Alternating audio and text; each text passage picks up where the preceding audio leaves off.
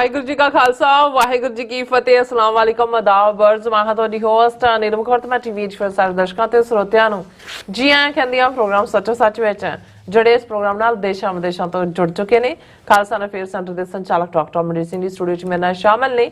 ਉਹਨਾਂ ਨਾਲ ਗੱਲਬਾਤ ਕਰਕੇ ਅੱਜ ਦੇ ਇਸ਼ੂਜ਼ ਪਰ ਉਹਨਾਂ ਦਾ ਤਜ਼ੀਆ ਜਾਣਦੇ ਹਾਂ। ਜੀ ਡਾਕਟਰ ਸਾਹਿਬ ਵਾਹਿਗੁਰੂ ਜੀ ਕਾ ਖਾਲਸਾ ਵਾਹਿਗੁਰੂ ਜੀ ਕੀ ਫਤਿਹ। हाँ जी नीलम कौर जी ਤੁਹਾਨੂੰ ਵੀ ਤੇ ਦੁਨੀਆ ਭਰ ਚ ਬੈਠੇ ਸਾਡੇ ਬਹੁਤ ਹੀ ਪਿਆਰੇ ਸੋਹਣੇ ਸਿਆਣੇ ਟੀਵੀ 84 ਦੇ ਵਿਊਅਰਸ ਨੂੰ ਵੀ ਵਾਹਿਗੁਰੂ ਜੀ ਕਾ ਖਾਲਸਾ ਵਾਹਿਗੁਰੂ ਜੀ ਕੀ ਫਤਿਹ। ਸਾਡੇ ਬਹੁਤ ਹੀ ਪਿਆਰੇ ਮੁਸਲਮਾਨ ਭੈਣਾਂ ਭਰਾਵਾਂ ਨੂੰ अस्सलाम वालेकुम। ਗੰਗਾ ਜਮਨੀ ਤਹਿਜ਼ੀਬ ਦੇ ਹਿੰਦੂ ਤਵੀਆਂ ਨੂੰ ਨਮੋ ਨਮੇ। ਜੀ ਡਾਕਟਰ ਸਾਹਿਬ ਜੀ ਆਇਆਂ ਨੂੰ ਪ੍ਰੋਗਰਾਮ ਸੱਚੋ ਸੱਚ ਵਿੱਚ ਬਹੁਤ ਧੰਨਵਾਦ। ਜੀ ਡਾਕਟਰ ਸਾਹਿਬ ਅੱਜ 20 ਜਨਵਰੀ 2025 8 ਮਾਘ ਨਾਨਕਸ਼ਾਹੀ ਸੰਮਤ 556 ਦਾ ਦਿਨ ਹੈ ਤੇ ਡਾਕਟਰ ਸਾਹਿਬ ਪ੍ਰੋਗਰਾਮ ਸ਼ੁਰੂ ਕਰਨ ਤੋਂ ਪਹਿਲਾਂ ਅਸੀਂ ਦਰਸ਼ਕਾਂ ਤੇ ਸਰੋਤਿਆਂ ਨੂੰ ਹਮੇਸ਼ਾ ਤਰ੍ਹਾਂ ਦੱਸਦੇ ਵਿਊਅਰਸ ਜੇ ਤੁਸੀਂ ਹੱਕ ਸੱਚ ਇਨਸਾਫ ਤੇ ਪਹਿਰਾ ਦਿੰਦਾ ਇੱਕੋ ਇੱਕ ਚੈਨਲ ਟੀਵੀ 84 ਨੂੰ ਦੇਖਣਾ ਚਾਹੁੰਦੇ ਹੋ ਤਾਂ ਤੁਸੀਂ ਦੇਖ ਸਕਦੇ ਹੋ ਸਪੈਕਟਰਮ ਕੇਬਲ ਆਰਸੀਐਨ ਕੇਬਲ ਵੈਲਫਮ ਕੈਨੇਡਾ roku ਜਾਦੂ ਬਾਕਸ ਸ਼ਾਵਾ ਫੇਸਬੁੱਕ ਟੀਵੀ 84 ਦੀ ਐਪ ਰਾਹੀਂ online streaming and IP box ਤੇ ਤੁਸੀਂ ਟੀਵੀ 84 ਨੂੰ ਦੇਖ ਸਕਦੇ ਹੋ। ਵਿਊਅਰਸ ਜੇ ਤੁਸੀਂ ਟੀਵੀ 84 ਨਾਲ ਜੋ ਪ੍ਰੋਗਰਾਮ ਸੱਚੋ ਸੱਚ ਨਾਲ ਫੇਸਬੁੱਕ ਰਾਹੀਂ ਜੁੜੇ ਹੋ ਤਾਂ ਇਸ ਬਾਤ ਵੱਧ ਲਾਈਕ ਕਰੋ ਤੇ ਸ਼ੇਅਰ ਕਰੋ ਅਤੇ ਨਾਲ ਹੀ YouTube ਤੇ ਸਬਸਕ੍ਰਾਈਬ ਵੀ ਕਰੋ। ਇਹ ਵੀ ਦੱਸ ਦਿਓ ਕਿ ਤੁਸੀਂ ਟੀਵੀ 84 ਦੀ ਐਪ ਨੂੰ ਐਂਡਰੋਇਡ ਐਂਡ ਐਪ ਸਟੋਰ ਤੇ ਡਾਊਨਲੋਡ ਕਰਕੇ ਜੋ ਟੀਵੀ 84 ਦੀ ਲਾਈਵ ਸਟ੍ਰੀਮ ਹੈ ਇਸ ਨੂੰ ਤੁਸੀਂ 24 ਆਵਰਸ ਦੇਖ ਸਕਦੇ ਹੋ। ਸੋ ਵਿਊਅਰਸ ਪ੍ਰੋਗਰਾਮ ਦੀ ਸ਼ੁਰੂਆਤ ਕਰਨ ਜਾ ਰਹੇ ਹਾਂ। ਇਸ ਵੀਕ ਦਾ ਪਹਿਲਾ ਪ੍ਰੋਗਰਾਮ ਕਰਨ ਜਾ ਰਹੇ ਹਾਂ ਔਰ ਆਸ ਕਰਦੇ ਹਾਂ ਜਿਹੜਾ ਤੁਹਾਡਾ ਵੀਕਐਂਡ ਹੈ ਉਹ ਬਹੁਤ ਹੀ ਵਧੀਆ ਗੁਜ਼ਰਿਆ ਹੋਏਗਾ। ਸੋ ਵਿਊਅਰਸ ਵੀਕਐਂਡ ਦੇ ਹਵਾਲੇ ਨਾਲ ਤੇ ਅੱਜ ਦੀ ਜਿਹੜੇ ਕਰੰਟ ਇਸ਼ੂ ਨੇ ਉਸ ਦੇ ਹਵਾਲੇ ਨਾਲ ਆਪਾਂ ਗੱਲਬਾਤ ਕਰਨ ਜਾ ਰਹੇ ਹਾਂ ਔਰ ਪਹਿਲਾਂ ਆਪਾਂ ਆਪਣੇ ਪ੍ਰੋਗਰਾਮ ਦੀ ਸ਼ੁਰੂਆਤ ਕਰਾਂਗੇ ਹਮੇਸ਼ਾ ਤਰ੍ਹਾਂ ਅੱਜ ਦੀ ਸਪਾਂਸਰਸ਼ਿਪ ਦੇ ਹਵਾਲੇ ਨਾਲ ਕਿ ਅੱਜ ਦੇ ਪ੍ਰੋਗਰਾਮ ਸੱਚੋ ਸੱਚ ਨੂੰ ਸਪਾਂਸਰ ਕੀਤਾ ਗਿਆ ਹੈ ਵਰਜੀਨੀਆ ਤੋਂ ਸਰਦਾਰ ਰਵਿੰਦਰ ਸਿੰਘ ਬਾਟਚੋਰਾ ਵੱਲੋਂ। ਸੋ ਇਹਨਾਂ ਨੇ ਟੀਵੀ 84 ਦੇ ਕੰਮ ਦੀ ਸ਼ਲਾਘਾ ਕੀਤੀ ਔਰ ਖਾਲਸਾ ਦੀ ਪ੍ਰਾਪਤੀ ਦੀ ਅਰਦਾਸ ਕੀਤੀ ਹੈ। ਸੋ ਅਸੀਂ ਸਰਦਾਰ ਰਵਿੰਦਰ ਸਿੰਘ ਬਾਟਚੋਰਾ ਦਾ ਤਹਿ ਦਿਲ ਤੋਂ ਧੰਨਵਾਦ ਕਰਦੇ ਹਾਂ ਔਰ ਤੁਹਾਨੂੰ ਵੀ ਅਪੀਲ ਤੇ ਬੇਨਤੀ ਕਰਦੇ ਹਾਂ ਕਿ ਤੁਸੀਂ ਪ੍ਰੋਗਰਾਮ ਸੱਚੋ ਸੱਚ ਨੂੰ ਵੱਧ ਤੋਂ ਵੱਧ ਸਪਾਂਸਰ ਕਰੋ। ਸਪਾਂਸਰਸ਼ਿਪ ਲਈ ਤੁਸੀਂ ਸਾਨੂੰ ਕਾਲ ਕਰ ਸਾਡੇ ਫੋਨ ਨੰਬਰ ਤੇ 5166191984 ਸੇਮ ਨੰਬਰ ਤੇ WhatsApp ਕਰ ਸਕਦੇ ਹੋ। ਤੁਸੀਂ ਸਾਨੂੰ ਈਮੇਲ ਵੀ ਕਰ ਸਕਦੇ ਹੋ info@tv84.tv ਤੇ।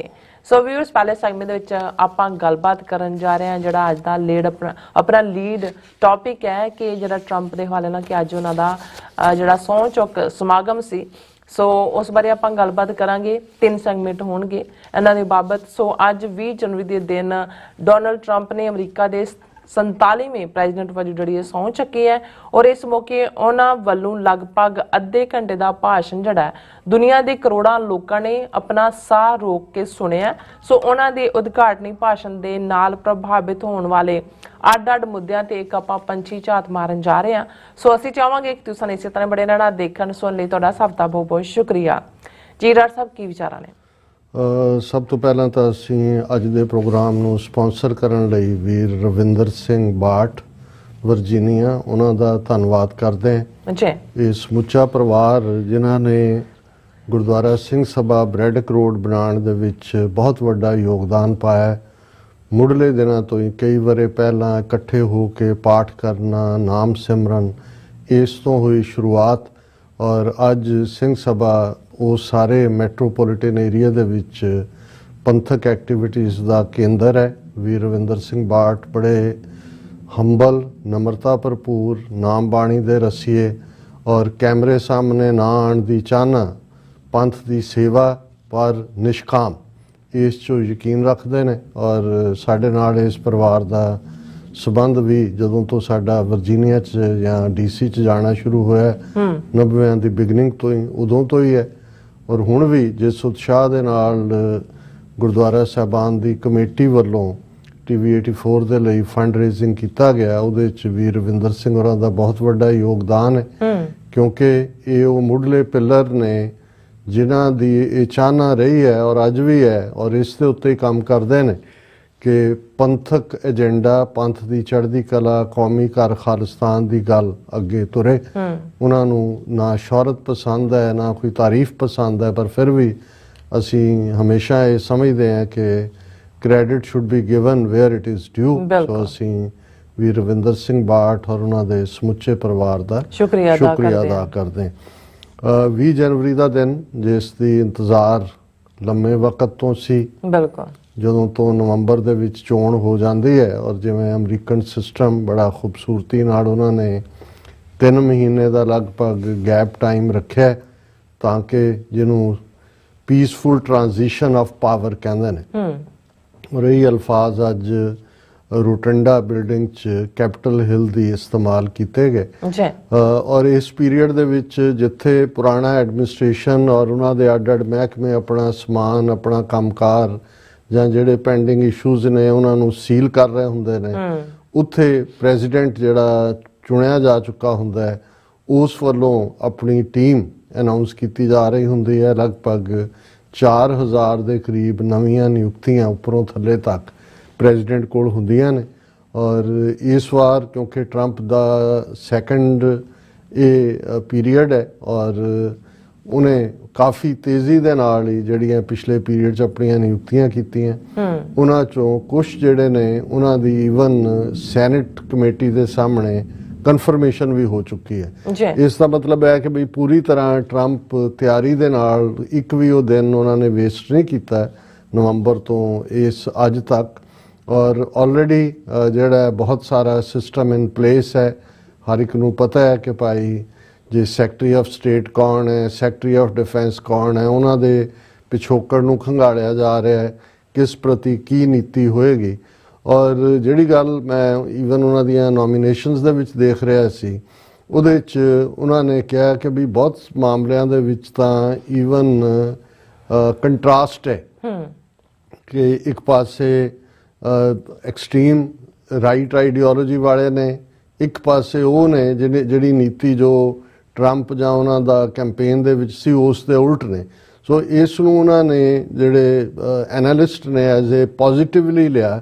ਉਹਨਾਂ ਨੇ ਕਿਹਾ ਕਿ ਵੀ ਜੇ ਸਿਰਫ ਇੱਕੋ ਕਿਸਮ ਦੇ ਹੀ ਸੋਚ ਵਾਲੇ ਹਾਂਜੀ ਹਾਂਜੀ ਵਾਲੇ ਹੋਣ, ਜਿਵੇਂ ਬਾਈਡਨ ਐਡਮਿਨਿਸਟ੍ਰੇਸ਼ਨ ਬਾਰੇ ਕਿਹਾ ਗਿਆ ਸੀ ਕਿ ਆਲ ਬਿਹੇਵ ਲਾਈਕ ਪੈਰਟਸ, ਕਿ ਤੋਤਿਆਂ ਵਾਂਗ ਕਰਦੇ ਨੇ, ਤੇ ਉੱਥੇ ਜਿਹੜਾ ਹੈ ਕੋਈ ਹੈਲਥੀ ਡਿਬੇਟ ਦਾ ਕੋਈ ਬਹੁਤਾ ਚਾਂਸ ਨਹੀਂ ਹੁੰਦਾ। ਸੋ ਬਹੁਤਿਆਂ ਨੇ ਕਿਹਾ ਵੀ ਟਰੰਪ ਦੀ ਟੀਮ ਜਿਹੜੀ ਹੈ ਉਸ ਦੇ ਵਿੱਚ ਮਿਕਸ ਬੈਗ ਇਸੇ ਲਈ ਰੱਖਿਆ ਗਿਆ ਤਾਂ ਕਿ ਵਿਦਿਨ ਦਾ ਸਿਸਟਮ ਜਿਹੜੇ ਨੇ ਉਹ ਆਪਣੇ ਵਿਊ ਦੇਣ, ਔਰ ਫਾਈਨਲ ਅਥਾਰਟੀ ਦਾ ਜ਼ਾਹਰ ਹੈ ਪ੍ਰੈਜ਼ੀਡੈਂਟ ਕੋਲ ਹੋਏਗੀ ਕਿ ਉਸ ਨੇ ਕਿਸ ਲਾਈਨ ਨੂੰ ਲੈਣਾ। ਸੋ ਇਹ ਆਪਣੇ ਆਪ 'ਚ ਇਸ ਨੂੰ ਐਜ਼ ਏ ਪੋਜ਼ਿਟਿਵ ਨੋਟ ਵੀ ਦੇਖਿਆ ਜਾ ਰਿਹਾ। ਔਰ ਸੈਕੰਡ ਪਾਰਟ ਜਿਹੜਾ ਅਨਸਰਟਨਟੀ ਵਾਲਾ, ਜਦੋਂ ਤੁਸੀਂ ਕਿਹਾ ਕਿ ਵੀ ਦੁਨੀਆ 'ਚ ਕਰੋੜਾਂ ਲੋਕਾਂ ਨੇ ਸਾਹ ਰੋਕ ਕੇ ਸੁਣਿਆ, ਸੋ ਸਾਹ ਤੁਸੀਂ ਉਦੋਂ ਹੀ ਰੋਕਦੇ ਹੋ ਜਦੋਂ ਇਹ ਪਤਾ ਨਾ ਹੋਏ ਵੀ ਕੀ ਕਹਿਣਾ ਵੀ ਕੀ ਨੀਤੀ ਹੈ। ਔਰ ਜਿਸ ਕਿਸਮ ਦਾ ਐਗਰੈਸਿਵ ਸਟਾਂਸ ਟਰੰਪ ਦਾ ਰਿਹਾ ਆਪਣੇ ਕੈਂਪੇਨ ਵੇਲੇ ਵੀ, ਔਰ ਇਸ 3 ਮਹੀਨੇ ਦੇ ਪੀਰੀਅਡ ਦੇ ਵਿੱਚ ਵੀ ਕੈਂਪੇਨ ਵੇਲੇ ਵੀ ਜ਼ਾਹਰ ਹੈ। ਔਰ ਈਵਨ ਜਿਹੜੀ ਉਹਨਾਂ ਦੀ ਅੱਜ ਦੀ ਸਪੀਚ ਹੈ ਲਗਭਗ ਅੱਧੇ ਘੰਟੇ ਦੀ ਇਨੋਗਰੇਸ਼ਨ ਦੀ, ਔਰ ਪ੍ਰੀਵੀਅਸ ਨਾਈਟ ਜਿਹੜੀ ਬੀਤੀ ਸ਼ਾਮ ਸੀ ਜਦੋਂ ਕਿ ਪਾਰਟੀ ਮਾਹੌਲ ਦੇ ਵਿੱਚ ਜਿਸ ਨੂੰ ਬਲੈਕ ਟਾਈ ਔਰ ਦੂਸਰੇ ਤੀਸਰੇ ਦੇ ਥੱਲੇ ਵੱਡਾ ਇਕੱਠ ਔਰ ਗੀਤ ਸੰਗੀਤ, ਦੂਜਾ ਹਰ ਕੋਈ ਜਿਹੜਾ ਸੈਲੀਬ੍ਰੇਟਰੀ ਮੂਡ 'ਚ ਹੁੰਦਾ, ਉਹ ਵੀ ਜਿਹੜੀ ਟਰੰਪ ਦੀ ਸਪੀਚ ਸੀ ਉਹਦੇ 'ਚੋਂ ਵੀ ਜਿਹੜੇ ਐਨਾਲਿਸਟ ਨੇ ਉਹ ਲੱਭਣ ਦੀ ਕੋਸ਼ਿਸ਼ ਕਰਦੇ ਨੇ ਕਿ ਵੀ ਪਹਿਲਾਂ ਕਿਹਾ ਗਿਆ ਕੀ ਹੈ, ਹੁਣ ਕੀ ਹੈ। ਪਰ ਇਸ ਗੱਲ ਦਾ ਧਿਆਨ ਰਹੇ ਕਿ ਇਹ ਦੋਨੋਂ ਹੀ ਜਿਹੜੀਆਂ ਸਪੀਚਸ ਸੀ, ਇੱਕ ਤਾਂ ਜਦੋਂ ਤੁਸੀਂ ਕੋਈ ਆਪਣੇ ਸਪੋਰਟਰ 'ਚ ਹੁੰਦੇ ਹੋ ਉਹ ਨਹੀਂ ਹੁੰਦਾ, ਇਹ ਸਕ੍ਰਿਪਟਡ ਹੁੰਦੀਆਂ ਨੇ। ਔਰ ਬੇਸ਼ੱਕ ਸਾਹਮਣੇ ਕੋਈ ਕਾਗਜ਼ ਤੋਂ ਨਹੀਂ ਪੜ੍ਹ ਰਿਹਾ ਹੁੰਦਾ ਜਿਵੇਂ ਅੱਜ ਜਾਂ ਕੱਲ ਸੀ, ਪਰ ਇਹਨੂੰ ਟੈਲੀਪ੍ਰਿੰਟਰ ਕਹਿੰਦੇ ਨੇ। ਟੈਲੀਪ੍ਰਿੰਟਰ ਰਾਹੀਂ ਜਿਹੜਾ ਆਮ ਨੂੰ ਨਜ਼ਰ ਨਹੀਂ ਆ ਰਿਹਾ ਹੁੰਦਾ, ਆਮ ਲੋਕਾਂ ਨੂੰ। ਸੋ ਇਹ ਹਰ ਚੀਜ਼ ਜਿਹੜਾ ਇਹ ਸਪੀਚਸ ਨੇ ਇਹ ਬਿਫੋਰ ਡਰਾਫਟ ਕੀਤੀਆਂ ਹੁੰਦੀਆਂ ਤਾਂ ਕਿ ਕੋਈ ਐਸਾ ਨਾ ਕਿਹਾ ਜਾਏ ਜਿਹੜੀ ਗੱਲ ਕੱਲ ਨੂੰ ਜ਼ਿਆਦਾ ਕੋਈ ਕੰਟਰੋਵਰਸੀ ਦੇ ਦਾਇਰੇ 'ਚ ਆਏ। ਸੋ ਇਹ ਜਿਹੜੀ ਪ੍ਰਿੰਟਰ ਜਾਂ ਟੈਲੀਪ੍ਰੋਂਪਟਰ ਸ਼ਾਇਦ ਕਹਿੰਦੇ ਨੇ, ਉਸ ਦੇ ਰਾਹੀਂ ਹੁੰਦਾ। ਔਰ ਵੈਸੇ ਇਹ ਇੱਕ ਲੇਟੈਸਟ ਟੈਕਨੋਲੋਜੀ ਹੈ ਔਰ ਇਸ ਦੇ ਦੋਨੋਂ ਹੀ ਪਾਸੇ ਇਸ ਦੀ ਇੱਕ ਆਪਣੀ ਹਿਸਟਰੀ ਹੈ। ਪ੍ਰੈਜ਼ੀਡੈਂਟ ਕਲਿੰਟਨ ਜਦੋਂ ਪਹਿਲੀ ਵਾਰ ਜਾਂ ਦੂਸਰੀ ਵਾਰ ਪ੍ਰੈਜ਼ੀਡੈਂਟ ਬਣੇ, ਸ਼ਾਇਦ ਸੈਕੰਡ ਟਾਈਮ, ਔਰ ਉਹ ਜੁਆਇੰਟ ਸੈਸ਼ਨ ਨੂੰ ਐਡਰੈਸ ਕਰ ਰਹੇ ਸੀ ਕਾਂਗਰਸ ਔਰ ਸੈਨੇਟ ਦੇ, ਤੇ ਸਮਹਾਉ ਜਿਹੜਾ ਇਹ ਟੈਲੀਪ੍ਰੋਂਪਟਰ ਹੈ ਇਹ ਆਊਟ ਆਫ ਫੰਕਸ਼ਨ ਹੋ ਗਿਆ।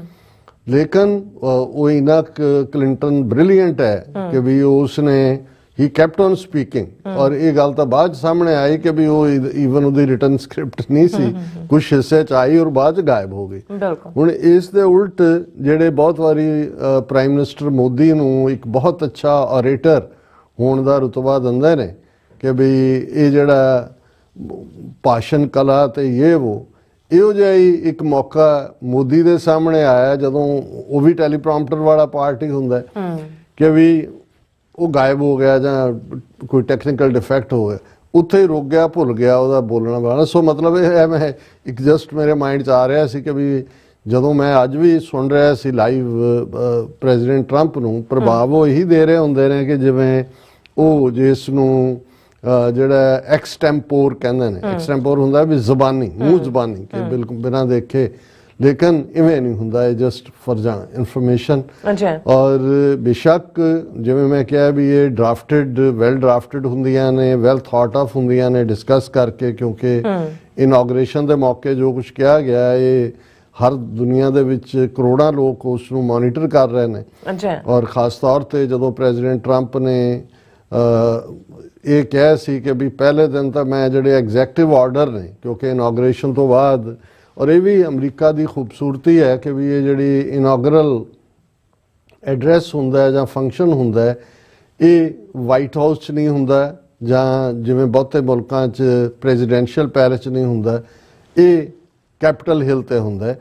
ਕਿਉਂਕਿ ਕੈਪੀਟਲ ਹਿੱਲ ਲੋਕਾਂ ਦੇ ਚੁਣੇ ਹੋਏ ਨੁਮਾਇੰਦਾ, ਕਾਂਗਰਸਮੈਨ ਔਰ ਸੈਨੇਟਰ, ਉਹਨਾਂ ਦਾ ਜਿਹੜਾ ਉਹ ਥਾਂ ਹੈ। ਸੋ ਉਸ ਦੇ ਵਿੱਚ ਇੱਕ ਡੈਕੋਰਮ, ਜਿਨ੍ਹਾਂ ਨੇ ਲਾਈਵ ਅੱਜ ਦੇਖਿਆ ਹੋਏਗਾ, ਉਹ ਨਿੱਕੀ ਨਿੱਕੀ ਗੱਲ ਨੂੰ ਤੁਸੀਂ ਨੋਟ ਕਰਦੇ ਹੋ ਕਿ ਕਿਵੇਂ ਲੋਕਾਂ ਦੀ ਰਿਪਰੈਜ਼ੈਂਟੇਸ਼ਨ ਦੀ ਗੱਲ, ਕਿਵੇਂ ਇੱਕ ਗ੍ਰੇਸ ਜਿਹਦੇ 'ਚ ਸਾਬਕਾ ਪ੍ਰੈਜ਼ੀਡੈਂਟ, ਉਹਨਾਂ ਦੀਆਂ ਵਾਈਫਸ ਵੀ ਸ਼ਾਮਲ ਹੁੰਦੀਆਂ ਨੇ। ਪ੍ਰੈਜ਼ੀਡੈਂਟ ਕਲਿੰਟਨ, ਹਿਲਰੀ ਕਲਿੰਟਨ ਵੀ ਸੀ, ਜੂਨੀਅਰ ਬੁਸ਼ ਔਰ ਉਹਨਾਂ ਦੀ ਵਾਈਫ ਲੌਰਾ ਬੁਸ਼ ਵੀ ਸੀ, ਪ੍ਰੈਜ਼ੀਡੈਂਟ ਓਬਾਮਾ ਸੀ, ਲੇਕਿਨ ਉਹਨਾਂ ਦੀ ਘਰੋਂ ਬੀਬੀ ਨਹੀਂ ਸੀ, ਸ਼ਾਇਦ ਉਹਨੂੰ ਇਹ ਲੱਗਦਾ ਹੋਣਾ ਵੀ ਪਤਾ ਨਹੀਂ ਟਰੰਪ ਕਾਂਟ ਸਟੈਂਡ ਹਰ ਜਾਂ ਸ਼ੀ ਕਾਂਟ ਸਟੈਂਡ ਟਰੰਪ।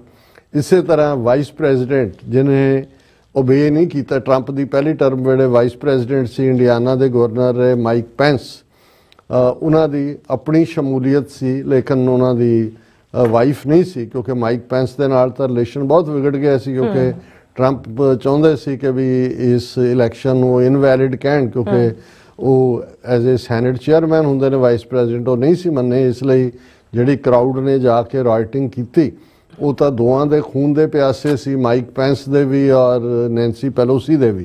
ਉਹ ਦੋਨਾਂ ਦਾ ਬਚਾਅ ਕੁਝ ਸੈਕਿੰਡਾਂ ਦੇ ਮੌਕੇ ਹੋਇਆ। ਸੋ ਉਹ ਇਕੱਲੇ ਸੀ, ਉਹਨਾਂ ਦੀ ਜਿਹੜੀ ਹੈ ਵਾਈਫ ਨਾਲ ਨਹੀਂ ਸੀ।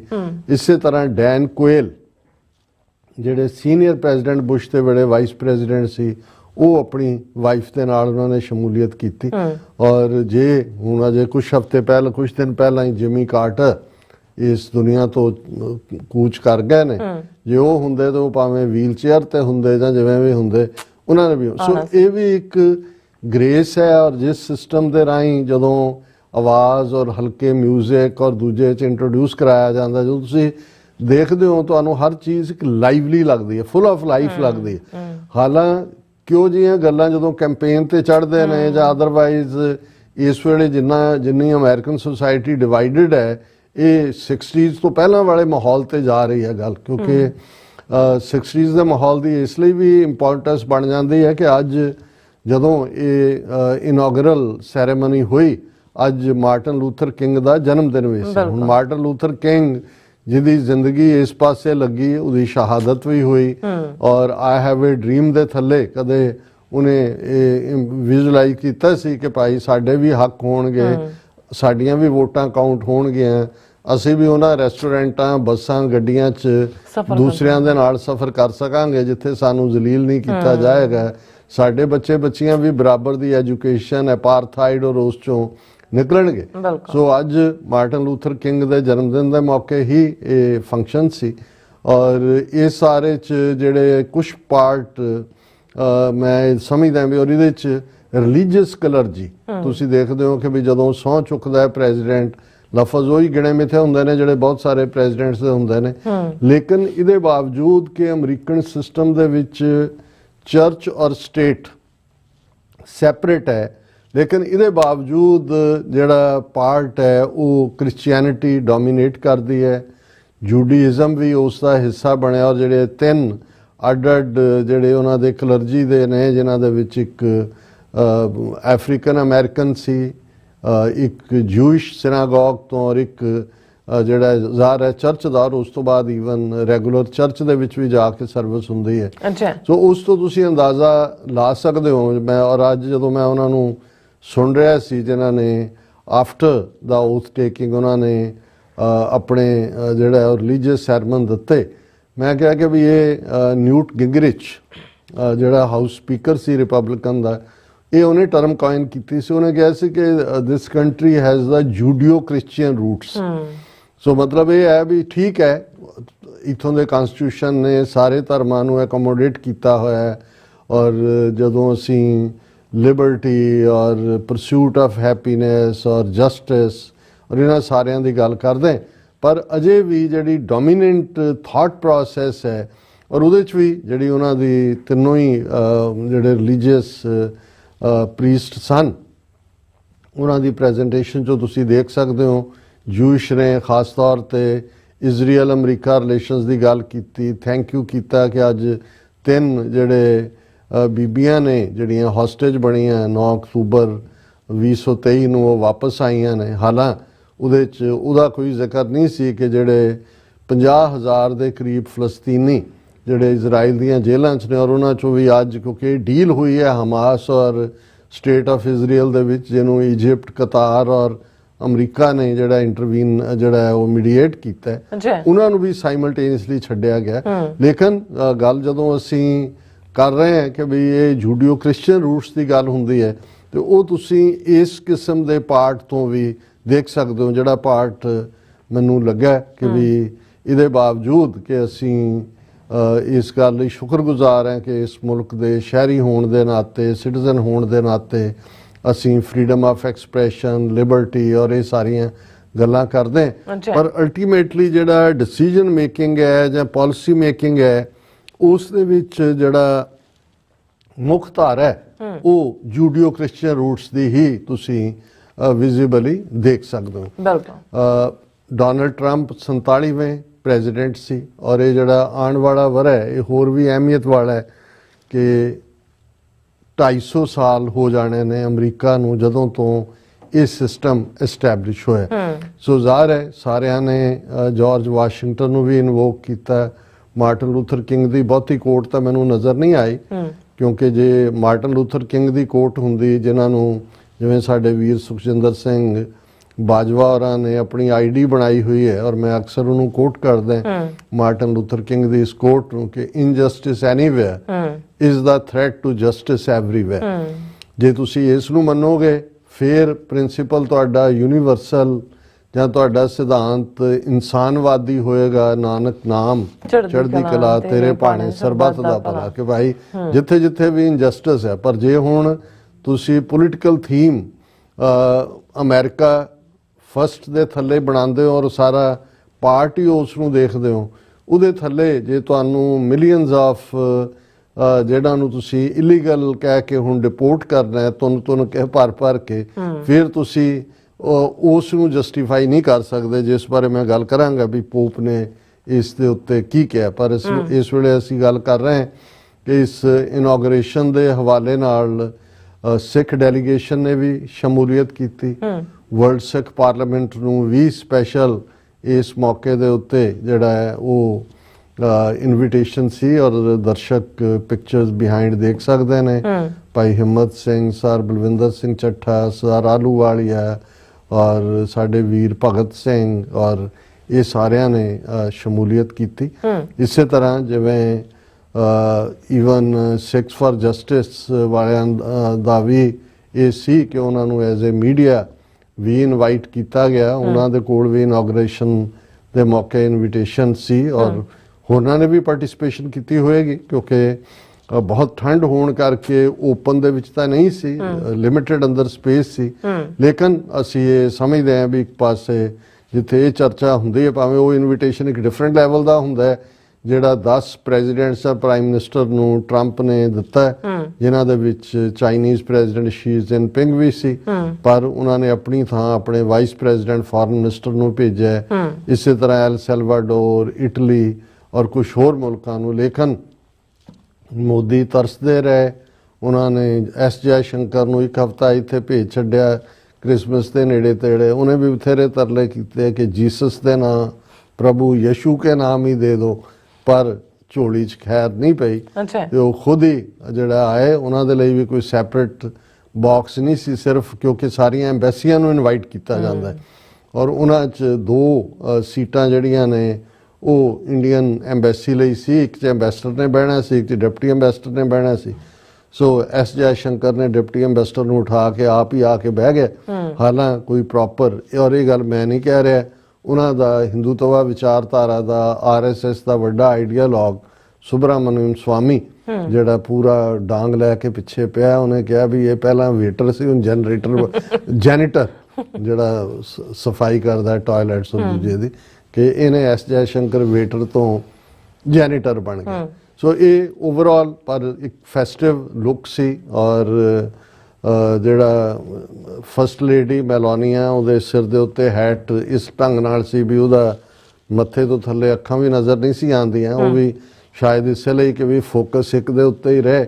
ਲੇਕਿਨ ਇਹ ਵੀ ਆਇਆ ਕਿ ਵੀ ਅੱਜ ਜਿਹੜੀ ਹੈ ਉਹਨੇ ਮੈਲਾਨੀਆ ਨੇ ਆਪਣੀ ਕ੍ਰਿਪਟੋ ਕਰੰਸੀ ਕਿ ਕੀ ਉਹਨੂੰ ਕਹਿੰਦੇ ਨੇ ਉਹ ਵੀ ਜਾਰੀ ਕਰ ਦਿੱਤੀ। ਹੁਣ ਆਉਣ ਵਾਲਾ ਪੀਰੀਅਡ, ਲੇਕਿਨ ਜੇ ਕੁੱਲ ਕਹਿਣਾ ਹੋਏ ਕੁੱਲ ਮਿਲਾ ਕੇ ਕਿ ਤੁਸੀਂ ਇੱਕ ਗ੍ਰੇਸਫੁਲ ਅੰਦਾਜ਼ ਦੇ ਵਿੱਚ ਜਿਹੜੇ ਪਾਵਰ ਦੇ ਰਹੇ ਨੇ, ਭਾਵੇਂ ਉਹਨਾਂ ਦੇ ਨਾਲ ਕੀ ਵਰਤਾਰਾ ਹੈ ਜਾਂ ਕਿਸ ਕਿਸਮ ਦੀ ਸ਼ਬਦਾਵਲੀ ਇਸਤੇਮਾਲ ਕੀਤੀ ਗਈ, ਲੇਕਿਨ ਜਿਸ ਗ੍ਰੇਸ ਨਾਲ ਜਦੋਂ ਅਸੀਂ ਇਹ ਅਮਰੀਕਨ ਸਿਸਟਮ ਦੀ ਬਿਊਟੀ ਦੀ ਗੱਲ ਕਰਦੇ ਹਾਂ ਕਿ ਵੀ ਐਗਰੀ ਟੂ ਡਿਸਐਗਰੀ, ਤੇ ਇਹ ਤੁਹਾਨੂੰ ਬੜਾ ਕਲੀਅਰਲੀ ਨਜ਼ਰ ਆਉਂਦਾ ਹੈ ਕਿ ਵੀ ਕਿਵੇਂ ਗ੍ਰੇਸਫੁਲੀ ਸਾਰੇ ਜਦੋਂ ਮਿਲੇ, ਪ੍ਰੈਜ਼ੀਡੈਂਟ ਆਏ ਨਹੀਂ ਵੀ ਨੇ, ਹੈਂਡਸ਼ੇਕ ਵੀ ਕਰ ਰਹੇ ਨੇ, ਹਗਸ ਵੀ ਹੋ ਰਹੀਆਂ, ਔਰ ਇਹ ਸਾਰਿਆਂ ਨੂੰ ਇੱਕ ਬੜਾ ਜਿਹੜਾ ਇੱਕ ਆਰਗੇਨਾਈਜ਼ ਤਾਂ ਚਲੋ ਹੁੰਦਾ ਹੀ ਆ, ਉਹ ਤਾਂ ਅਮਰੀਕਨ ਸਿਸਟਮ ਦਾ ਬੇਸ ਹੈ। ਲੇਕਿਨ ਤੁਸੀਂ ਉਸ ਗ੍ਰੇਸ ਨੂੰ ਦੇਖ ਸਕਦੇ ਹੋ। ਹਾਲਾਂ ਇਹਦੇ 'ਚ ਕੋਈ ਸ਼ੱਕ ਨਹੀਂ ਹੈ ਕਿ ਜਦੋਂ ਤੱਕ ਪ੍ਰੈਜ਼ੀਡੈਂਟ ਟਰੰਪ ਬੋਲ ਨਹੀਂ ਹਟੇ, ਹਾਲਾਂ 94 ਜਰਨਲਿਸਟ ਨੂੰ ਉਹਨਾਂ ਦੀ ਸਪੀਚ ਦੇ ਕੁਝ ਐਕਸਰਪਟ ਪਹਿਲਾਂ ਦਿੱਤੇ ਗਏ ਸੀ, ਔਰ ਇਹਦੇ 'ਚ ਵੀ ਕੋਈ ਸ਼ੱਕ ਨਹੀਂ ਹੈ ਕਿ ਜਿਸ ਕਿਸਮ ਦਾ ਪ੍ਰੈਜ਼ੀਡੈਂਟ ਟਰੰਪ ਨੇ ਪਹਿਲਾਂ ਫੁੱਲ ਫਾਇਰ ਖੋਲ੍ਹਿਆ ਹੋਇਆ ਸੀ ਸਾਰਿਆਂ ਉੱਤੇ, ਘੱਟੋ ਘੱਟ ਇਸ ਜਿਹੜੀ ਹੈ ਉਹਨਾਂ ਦੀ ਇਨੌਗਰਲ ਸਪੀਚ ਦੇ ਵਿੱਚ ਰੈਸਟ੍ਰੇਨ ਸੀ। ਜਿਵੇਂ ਕੈਨੇਡਾ ਨੂੰ 51ਵਾਂ ਸੂਬਾ ਕਹਿਣਾ, ਜਾਂ ਉਹਨਾਂ ਦੇ ਪ੍ਰਾਈਮ ਮਿਨਿਸਟਰ ਨੂੰ ਜਿਹੜਾ ਉਹ ਗਵਰਨਰ ਕਹਿਣਾ। ਸੋ ਜਸਟਿਨ ਟਰੂਡੋ ਤਾਂ ਆਏ ਨਹੀਂ, ਲੇਕਿਨ ਟਰੰਪ ਦੀ ਸਪੀਚ 'ਚੋਂ ਕੈਨੇਡਾ ਬਾਰੇ ਕੋਈ ਵੀ ਇਸ ਕਿਸਮ ਦੀ ਰੈਫਰੈਂਸ ਜਾਂ ਮੈਂਸ਼ਨ ਵੀ ਨਹੀਂ ਸੀ। ਇਸੇ ਤਰ੍ਹਾਂ ਗ੍ਰੀਨਲੈਂਡ, ਉਹਨੂੰ ਕਬਜ਼ਾ ਕਰਨ ਦੀ ਲਾਈਨ ਜਾਂ ਖਰੀਦਣ ਦੀ ਲਾਈਨ ਡੈਨਮਾਰਕ ਤੋਂ ਜਿਹਨੇ ਜਿਹੜਾ ਹੈ ਉਹ ਕੁੜਿੱਤਣ ਪੈਦਾ ਕੀਤੀ, ਉਸ ਦੇ ਉੱਤੇ ਵੀ ਪ੍ਰੈਜ਼ੀਡੈਂਟ ਟਰੰਪ ਦਾ ਕੋਈ ਕਾਮੈਂਟ ਨਹੀਂ ਸੀ। ਚਾਈਨਾ ਬਾਰੇ, ਕਿਉਂਕਿ ਸਾਰੇ ਕੈਂਪੇਨ ਵੇਲੇ ਚਾਈਨਾ ਨੂੰ ਹੀ ਐਜ਼ ਏ ਕਾਊਂਟਰ ਦੇ ਤੌਰ ਦੇ ਉੱਤੇ, ਐਨਮੀ ਦੇ ਤੌਰ ਤੇ ਲਿਆ ਗਿਆ ਸੀ, ਪਰ ਸ਼ੀ ਜਿਨਪਿੰਗ ਨੂੰ ਇਕੱਲਾ ਇਨਵਾਈਟ ਹੀ ਨਹੀਂ ਕੀਤਾ ਗਿਆ। ਈਵਨ ਇਨੋਗ੍ਰੇਸ਼ਨ ਤੋਂ ਪਹਿਲਾਂ ਟਰੰਪ ਨੇ ਉਹਨਾਂ ਨਾਲ ਗੁਫ਼ਤਗੂ ਵੀ ਕੀਤੀ, ਔਰ ਫਿਰ ਖੁਦ ਆਪਣੇ ਸੋਸ਼ਲ ਮੀਡੀਆ ਜਿਹੜਾ ਖੁਦ ਹੀ ਉਹਨਾਂ ਨੇ ਬਣਾਇਆ, ਉਸ ਦੇ ਉੱਤੇ ਉਹਨਾਂ ਨੇ ਇਹ ਵੀ ਕਿਹਾ ਕਿ ਭਾਈ ਅਸੀਂ ਆਹ ਮੁੱਦਿਆਂ ਤੇ ਗੱਲ ਕੀਤੀ ਹੈ, and we together will bring peace and everything on the world. So already China ਦੀ ਇੰਪੋਰਟੈਂਸ ਰਹੀ, ਔਰ ਇਹ 30 ਮਿੰਟ ਦੇ ਭਾਸ਼ਣ 'ਚ ਵੀ ਕਿਤੇ ਵੀ ਜਿਹੜਾ ਹੈ ਉਹ ਚਾਈਨਾ ਦਾ ਸਿੱਧੇ ਤੌਰ ਤੇ ਨਾਂ ਨਹੀਂ ਆਇਆ, ਸਿਵਾਏ ਇੱਕ ਥਾਂ ਤੋਂ ਜਦੋਂ ਉਹਨਾਂ ਨੇ ਪਨਾਮਾ ਦਾ ਜ਼ਿਕਰ ਕੀਤਾ। ਔਰ ਪਨਾਮਾ ਨਹਿਰ ਦਾ ਜ਼ਿਕਰ ਕਰਦਿਆਂ ਉਹਨਾਂ ਨੇ ਕਿਹਾ ਕਿ ਜਿਸ ਨਹਿਰ ਨੂੰ ਬਣਾਉਣ ਲਈ 38,000 ਬੰਦਿਆਂ ਦੀ ਮੌਤ ਹੋਈ ਹੋਏ, ਔਰ ਇਹ ਇੱਕ ਵੱਡਾ ਜਿਹੜਾ ਗਲਤ ਫੈਸਲਾ ਸੀ। ਜਦੋਂ ਉਹਨਾਂ ਨੇ ਸਨ ਵੀ ਮੈਂਸ਼ਨ ਕੀਤੇ, ਕਿਉਂਕਿ ਜੇ ਮੇਰੇ ਕੋਲ ਟਰਾਂਸਕ੍ਰਿਪਟ ਹੈ ਉਹਨਾਂ ਦੀ ਸਪੀਚ ਦੀ, ਜੇ ਮੈਂ ਉਹਦੇ 'ਚ ਗਿਆ ਤਾਂ ਮੈਂ ਘੜੀ ਵੀ ਨਾਲ ਸਾਹਮਣੇ ਮੇਰੀ ਨਜ਼ਰ ਪੈ ਰਹੀ ਹੈ ਕਿ ਆਲਰੇਡੀ ਲੇਟ ਵੱਲ ਅਸੀਂ ਜਾ ਰਹੇ ਹਾਂ। ਸੋ ਉਹਨਾਂ ਨੇ ਉਹਦਾ ਜ਼ਿਕਰ ਕਰਦਿਆਂ ਕਿਹਾ ਕਿ ਵੀ ਇਹ ਬਿਲਕੁਲ ਗਲਤ ਸੀ ਪਨਾਮਾ ਹੈਂਡਓਵਰ ਕਰਨਾ ਵਾਪਸ। ਅੱਜ ਸਾਡੇ ਜਿਹੜਾ ਹੈ ਉਹ ਸ਼ਿਪਸ ਨੂੰ ਦਿੱਕਤ ਹੈ, ਵਾਧੂ ਟੈਰਿਫ ਚਾਰਜ ਕੀਤੀ ਜਾ ਰਹੀ ਹੈ, ਜਿਹਨੇ ਸਾਡੇ ਨੇਵਲ ਸ਼ਿਪ ਵੀ ਸਾਹਮਣੇ ਨੇ, ਉਹਨੂੰ ਚਾਈਨਾ ਰਨ ਕਰ ਰਿਹਾ। ਹਾਲਾਂਕਿ ਠੀਕ ਨਹੀਂ ਹੈ ਫੈਕਚੁਅਲੀ, ਲੇਕਿਨ ਉਹਨਾਂ ਨੇ ਇਹ ਕਹਿ ਕੇ ਕਿਹਾ ਕਿ ਵੀ ਇਹਨੂੰ ਅਸੀਂ ਵਾਪਸ ਲਵਾਂਗੇ। ਸੋ ਜੇ ਕਨਫਲਿਕਟ ਦੇ ਪੁਆਇੰਟਸ ਕਹਿਣੇ ਹੋਣ ਤਾਂ ਫਿਰ ਜ਼ਾਹਰ ਹੈ ਕਿ ਪਨਾਮਾ ਨਹਿਰ ਦੇ ਉੱਤੇ ਹੀ ਚਾਈਨਾ ਦਾ ਵੀ ਮੈਂਸ਼ਨ ਹੋਇਆ ਔਰ ਉਸ ਨੂੰ ਜਿਹੜਾ ਉਹ ਲੈਂਡ ਦੀ ਗੱਲ ਵੀ ਹੋਈ। ਸੋ ਇਹ ਕਨਫਲਿਕਟ ਕਿੱਧਰ ਨੂੰ ਜਾਏਗਾ, ਇਹ ਇੱਕ ਜਿਹੜਾ ਪਾਰਟ ਉਸ ਦੇ ਨਾਲ ਸਾਹਮਣੇ ਆਇਆ। ਫਿਰ ਅਸੀਂ ਦੇਖਦੇ ਹਾਂ ਕਿ ਸਭ ਤੋਂ ਪਾਵਰਫੁਲ ਜਿਹੜਾ ਉਹਨਾਂ ਦਾ ਕਹਿਣਾ ਸੀ ਉਹ ਇਮੀਗ੍ਰੇਸ਼ਨ ਦੇ ਉੱਤੇ ਸੀ ਔਰ ਉਹਨਾਂ ਨੇ ਜਿਹੜਾ ਈਵਨ ਪਿਛਲੀ ਟਰਮ ਵੇਲੇ ਵੀ 2019 ਚ ਉਹਨਾਂ ਨੇ ਮੈਕਸੀਕੋ ਨਾਲ ਲੱਗਦੇ ਬਾਰਡਰ ਦੇ ਉੱਤੇ ਕੰਧ ਦੀ ਗੱਲ ਤਾਂ ਕੀਤੀ ਸੀ, ਨਾਲ ਦੀ ਨਾਲ ਫੌਜ ਵੀ ਸੱਦ ਰਹੀ ਸੀ। ਸੋ ਇਸ ਦੇ ਵਿੱਚ ਵੀ ਉਹਨਾਂ ਨੇ ਆਪਣਾ ਜਿਹੜਾ ਉਸ ਨੂੰ ਐਮਰਜੈਂਸੀ ਡਿਕਲੇਅਰ ਕਰਨ ਦੀ ਲਾਈਨ ਲਈ ਔਰ ਉਹਦੇ 'ਚ ਉਹਨਾਂ ਨੇ ਕਿਹਾ ਕਿ ਭਾਈ ਮੈਂ ਇਹ ਜਿਹੜਾ ਇਸ ਨੂੰ ਜਿਹੜਾ ਉਹ ਮੂਵ ਕਰਾਂਗਾ ਤੇਜ਼ੀ ਦੇ ਨਾਲ, ਅਸੀਂ ਇਹਨਾਂ ਸਾਰਿਆਂ ਨੂੰ ਜਿਹੜਾ ਔਰ ਉਹਦੇ ਥੱਲੇ ਉਹਨਾਂ ਨੇ ਕਿਹਾ ਵੀ ਅੱਜ ਹੀ ਮੈਂ ਐਗਜ਼ੈਕਟਿਵ, ਕਿਉਂਕਿ ਇਹ ਜਿਹੜਾ ਇਨੋਗਰਲ ਸਪੀਚ ਹੁੰਦੀ ਆ ਉਸ ਤੋਂ ਬਾਅਦ ਜਿਹੜਾ ਇੱਕ ਪੂਰਾ ਦਿਨ ਹੁੰਦਾ ਹੈ ਉਹ ਜਿਹੜਾ ਐਗਜ਼ੈਕਟਿਵ ਆਰਡਰ, ਔਰ ਮੇਰਾ ਖਿਆਲ ਹੈ ਵੀ ਅੱਜ ਹਾਲਾਂ ਐਂਡ ਤੱਕ ਸਾਨੂੰ ਨਹੀਂ ਪਤਾ ਅੱਜ ਕਿੰਨੇ ਜਾਰੀ ਹੋਏ, ਪਰ ਮੈਨੂੰ ਇਹ ਲੱਗਦਾ ਹੈ ਵੀ ਅੱਜ ਪ੍ਰੈਜ਼ੀਡੈਂਟ ਟਰੰਪ ਨੇ ਪਿਛਲੇ ਸਾਰੇ ਜਿਹੜੇ 46 ਪ੍ਰੈਜ਼ੀਡੈਂਟ ਹੋਏ ਨੇ ਇਨਕਲੂਡਿੰਗ ਉਹਨਾਂ ਦੀ ਪਹਿਲੀ ਟਰਮ ਦੇ, ਉਹਦਾ ਰਿਕਾਰਡ ਤੋੜਿਆ ਹੋਏਗਾ, ਕਿਉਂਕਿ ਜਿੰਨੇ ਐਗਜ਼ੈਕਟਿਵ ਆਰਡਰ ਜਾਰੀ ਕਰਨ ਦੀ ਲਾਈਨ ਉਹਨਾਂ ਨੇ ਲਈ ਸੀ ਉਹਨਾਂ ਦੇ ਵਿੱਚ ਜਿਹੜਾ ਉਹ ਇਮੀਗ੍ਰੇਸ਼ਨ ਨਾਲ ਰਿਲੇਟਡ ਤਾਂ ਸਭ ਤੋਂ ਉੱਪਰ ਸੀ ਔਰ ਇਹ 11 ਮਿਲੀਅਨ ਤੋਂ 13 ਮਿਲੀਅਨ ਤੱਕ ਇਲੀਗਲ ਜਿਹੜੇ ਨੇ ਲੋਕ ਇੱਥੇ ਨੇ ਜਿਹੜੇ ਇਹਨਾਂ ਦਾ ਡਾਟਾ ਹੈ ਔਰ ਇਸ ਨੂੰ ਕਿਸ ਲੈਵਲ ਤੇ ਇੰਪਲੀਮੈਂਟ ਕੀਤਾ ਜਾਏਗਾ, ਕੀ ਹੋਏਗਾ, ਕਿਸ ਲੈਵਲ ਦੇ ਉੱਤੇ ਜਾ ਕੇ ਇਹ ਹੋਏਗੀ ਜਿਹੜੀ ਹੈ ਹਾਹਾਕਾਰ, ਕਿਉਂਕਿ ਇਸ ਤੋਂ ਪਹਿਲਾਂ ਜੇ ਅਮਰੀਕਨ ਹਿਸਟਰੀ 'ਚ ਅਸੀਂ ਵੱਡੇ ਪੈਮਾਨੇ ਦੀ ਇਸ ਕਿਸਮ ਦੀ ਜਿਹੜੀ ਹੈ ਉਹ ਜ਼ਬਰਦਸਤੀ ਡਿਪੋਰਟੇਸ਼ਨ ਦੇਖਦੇ ਹਾਂ ਤੇ ਉਹ ਪ੍ਰੈਜ਼ੀਡੈਂਟ ਆਈਜ਼ਨਹਾਵਰ ਦੇ ਪੀਰੀਅਡ 'ਚ 1950s ਦੇ ਵਿੱਚ ਔਰ ਉਹਦੇ 'ਚ ਇੱਕ ਅੰਦਾਜ਼ੇ ਮੁਤਾਬਕ ਜਿਹੜਾ ਸਰਕਾਰੀ ਆંકੜੇ 1.3 ਮਿਲੀਅਨ ਇਲੀਗਲ ਜਿਹੜੇ ਨੇ ਉਹ ਡਿਪੋਰਟ ਕੀਤੇ ਗਏ ਸੀ, ਬਹੁਤੇ ਮੈਕਸੀਕੋ ਨੂੰ, ਕਿਉਂਕਿ ਡਿਊਰਿੰਗ ਦਾ ਸੈਕੰਡ ਵਰਲਡ ਵਾਰ ਬਹੁਤ ਵੱਡੇ ਪੈਮਾਨੇ ਤੇ ਮੈਕਸੀਕਨ ਲੇਬਰ ਦੀ ਲੋੜ ਸੀ, ਕਿਉਂਕਿ ਸੈਕੰਡ ਵਰਲਡ ਵਾਰ ਵੇਲੇ ਫੈਕਟਰੀਆਂ ਕੰਮ ਕਰ ਰਹੀਆਂ ਸੀ, ਐਮਨੀਸ਼ਨ ਬਣ ਰਿਹਾ ਸੀ, ਦੂਜਾ ਤੀਜਾ, ਤੇ ਉਦੋਂ ਉਹਨਾਂ ਨੇ ਖੋਲ ਦਿੱਤਾ ਬਾਰਡਰ ਵੀ ਆ ਜਾਓ ਕਰੋ। ਉਹ ਜਦੋਂ 1939 ਤੋਂ 1945 ਤੱਕ ਚੱਲਿਆ, ਅਗਲੇ 5-7 ਸਾਲ ਫਿਰ ਇਹ ਹੋਇਆ ਵੀ ਜਦੋਂ ਤੱਕ ਸਾਰੇ ਫੌਜੀ ਵਾਪਸ ਆਏ, ਜੰਗ ਖਤਮ ਹੋਈ ਔਰ ਦੂਸਰਾ ਹੋਇਆ ਤੇ ਜਿਹੜੇ ਅਮਰੀਕਨ ਸੀ ਉਹਨਾਂ ਨੂੰ ਲੱਗਾ ਵੀ ਸਾਡੇ ਲਈ ਤਾਂ ਜੌਬਸ ਹੀ ਨਹੀਂ ਹੈਗੇ, ਉਦੋਂ ਵੀ ਇਹੀ ਮਾਹੌਲ ਬਣਾਇਆ ਗਿਆ ਔਰ 1.3 ਮਿਲੀਅਨ ਸਰਕਾਰੀ ਅੰਕੜਿਆਂ ਮੁਤਾਬਕ ਉਹਨਾਂ 'ਚ ਕਈ ਈਵਨ ਸਿਟੀਜ਼ਨ ਵੀ ਜ਼ਬਰਦਸਤੀ ਚਾੜ ਕੇ ਜਿਹੜੇ ਨੇ ਉਹ ਡਿਪੋਰਟ ਕਰ ਦਿੱਤੇ ਗਏ। ਉਹ ਇੱਕ ਕਰੂਅਲ ਫੇਸ ਸੀ ਉਸ ਪੀਰੀਅਡ ਦਾ। ਸੋ ਆਈਜ਼ਨਹਾਵਰ ਦੇ 50s ਦੇ ਉਸ ਦੌਰ ਤੋਂ ਬਾਅਦ ਹੁਣ ਆਲਮੋਸਟ 70-75 ਸਾਲ ਬਾਅਦ ਅਸੀਂ ਦੇਖਦੇ ਹਾਂ ਉਹ ਤਾਂ ਫਿਰ ਵੀ ਫਿਗਰ 1.3 ਮਿਲੀਅਨ ਤੇ ਰੁਕੀ ਸੀ, ਹੁਣ ਤਾਂ ਅਸੀਂ 13 ਮਿਲੀਅਨ ਦੀ ਗੱਲ ਕਰ ਰਹੇ ਹਾਂ ਔਰ ਕਿਸ ਲੈਵਲ ਤੇ ਹੋਏਗਾ, ਕੀ ਡਾਇਰੈਕਸ਼ਨ ਲਏਗਾ। ਹਾਲਾਂ ਇਸ ਦੇ ਉੱਤੇ ਜਿਵੇਂ ਮੈਂ ਕਿਹਾ ਕਿ ਵੀ ਇਹ ਜਿਹੜਾ ਪੋਪ ਹੈ, ਪੋਪ ਨੇ ਇਸ ਦੇ ਉੱਤੇ ਬਿਆਨ ਦਿੱਤਾ, Trump plan to deport migrants a disgrace, ਉਹਨੇ ਕਿਹਾ ਕਿ ਵੀ ਇਹ ਬਹੁਤ ਵੱਡੀ ਡਿਸਗ੍ਰੇਸ ਹੋਏਗੀ। ਉਹਨਾਂ ਨੇ ਇਹ ਕਿਹਾ ਕਿ ਮੈਂ ਕਾਰਡੀਅਲ ਗ੍ਰੀਟਿੰਗ ਦਿੰਦਾ ਉਹਨਾਂ ਦੀ ਇਨੋਗ੍ਰੇਸ਼ਨ ਦੇ ਉੱਤੇ and urged him to lead a society with no room for hatred, discrimination or exclusion and promote peace and reconciliation among people ਕਿ ਭਾਈ ਇਹ ਤੁਸੀਂ ਨਾ, ਔਰ ਨਾਲ ਦੀ ਨਾਲ ਉਸ ਤੋਂ ਪਹਿਲਾਂ ਉਹਨਾਂ ਨੇ ਕਿਹਾ ਕਿ ਵੀ speaking to Italian TV program Vatican ਤੋਂ ਉਹਨੇ ਕਿਹਾ that if Trump plans went ahead, Trump would make poor wretches that don't have anything foot the bill। ਉਹਨੇ ਕਿਹਾ ਵੀ ਜੇ ਇਸ ਲੈਵਲ ਦੀਆਂ ਲੋਕਾਂ ਨੂੰ ਕੱਢਿਆ ਗਿਆ ਤੇ ਇਹ ਬੜਾ ਗਲਤ ਹੋਏਗਾ। That's not right, that is not how you solve problems, ਕਿ ਇਹ ਸਮੱਸਿਆਵਾਂ ਦਾ ਹੱਲ ਕਰਨ ਦਾ ਤਰੀਕਾ ਨਹੀਂ ਹੈ। ਹਾਲਾਂ ਉਸ ਤੋਂ ਪਹਿਲੇ ਵਾਲੇ ਤਾਂ ਇੱਕ ਵਾਰੀ ਉਹਨੇ ਪੋਪ ਨੇ ਈਵਨ ਇਹ ਵੀ ਕਿਹਾ ਸੀ ਕਿ ਵੀ, ਔਰ ਜਦੋਂ ਉਹਨਾਂ ਨੇ 2016 ਚ ਜਦੋਂ ਪਹਿਲੀ ਪ੍ਰੈਜ਼ੀਡੈਂਸ਼ੀਅਲ ਇਲੈਕਸ਼ਨ ਸੀ ਤੇ ਪੋਪ ਫ੍ਰਾਂਸਿਸ ਨੇ ਕਿਹਾ ਸੀ ਏ person who thinks only about building walls and not of building bridges is not Christian। ਕਿਉਂਕਿ ਉਹਨੇ ਕਿਹਾ ਸੀ, ਟਰੰਪ ਨੇ ਕਿਹਾ ਸੀ ਇੱਕ ਵੱਡੀ ਵਾਲ ਬਣਾਵਾਂਗੇ ਮੈਕਸੀਕੋ ਦੇ ਨਾਲ, ਬਾਰਡਰ ਨੂੰ ਬਲੌਕ ਕਰਾਂਗੇ, ਔਰ ਦੂਸਰਾ ਉਹਨੇ ਕਿਹਾ ਵੀ ਜਿਹੜਾ ਕ੍ਰਿਸਚਨ ਨਹੀਂ ਉਹ ਹੋ ਸਕਦਾ ਜਿਹੜਾ ਪੁਲ ਬਣਾਉਣ ਦੀ ਥਾਂ ਵੀ ਲੋਕਾਂ ਨੂੰ ਜੋੜਨਾ ਨਾ ਕਿ ਉਹਨਾਂ ਨੂੰ ਤੋੜਨਾ। ਸੋ ਇਹ ਉਹਨਾਂ ਦੀ ਪਿਛਲੀ ਸਟੇਟਮੈਂਟ ਸੀ। ਇਸ ਵਾਰ ਉਹਨਾਂ ਨੇ ਈਵਨ ਜਦੋਂ ਕਮਲਾ ਹੈਰਿਸ ਵਰਸਸ ਟਰੰਪ ਕੈਂਪੇਨ ਚੱਲ ਰਿਹਾ ਸੀ ਤੇ ਪੋਪ ਨੂੰ ਪੁੱਛਿਆ ਗਿਆ ਸੀ ਕਿ ਜੀ ਵੋਟ ਕਿਹਨੂੰ ਪਾਈਏ 2024 ਦੇ ਇਸ ਕੈਂਪੇਨ ਵੇਲੇ, ਤੇ ਉਹਦੇ 'ਚ ਉਹਨੇ ਪੋਪ ਦੀ ਐਗਜ਼ੈਕਟ ਲਫ਼ਜ਼ ਸੀ merely urging people to choose the lesser evil according to their conscience, ਕਿ ਮਤਲਬ ਇਹ ਸੀ ਕਿ ਵੀ ਦੋਨੋਂ ਹੀ ਈਵਲ ਨੇ ਤੇ ਜਿਹੜੀ ਤੁਹਾਨੂੰ ਘੱਟ ਲੱਗਦਾ ਉਹ ਤੁਸੀਂ ਆਪਣੀ ਜ਼ਮੀਰ ਦੀ ਆਵਾਜ਼ ਦੇ ਉੱਤੇ ਇਸ ਨੂੰ ਕਰੋ।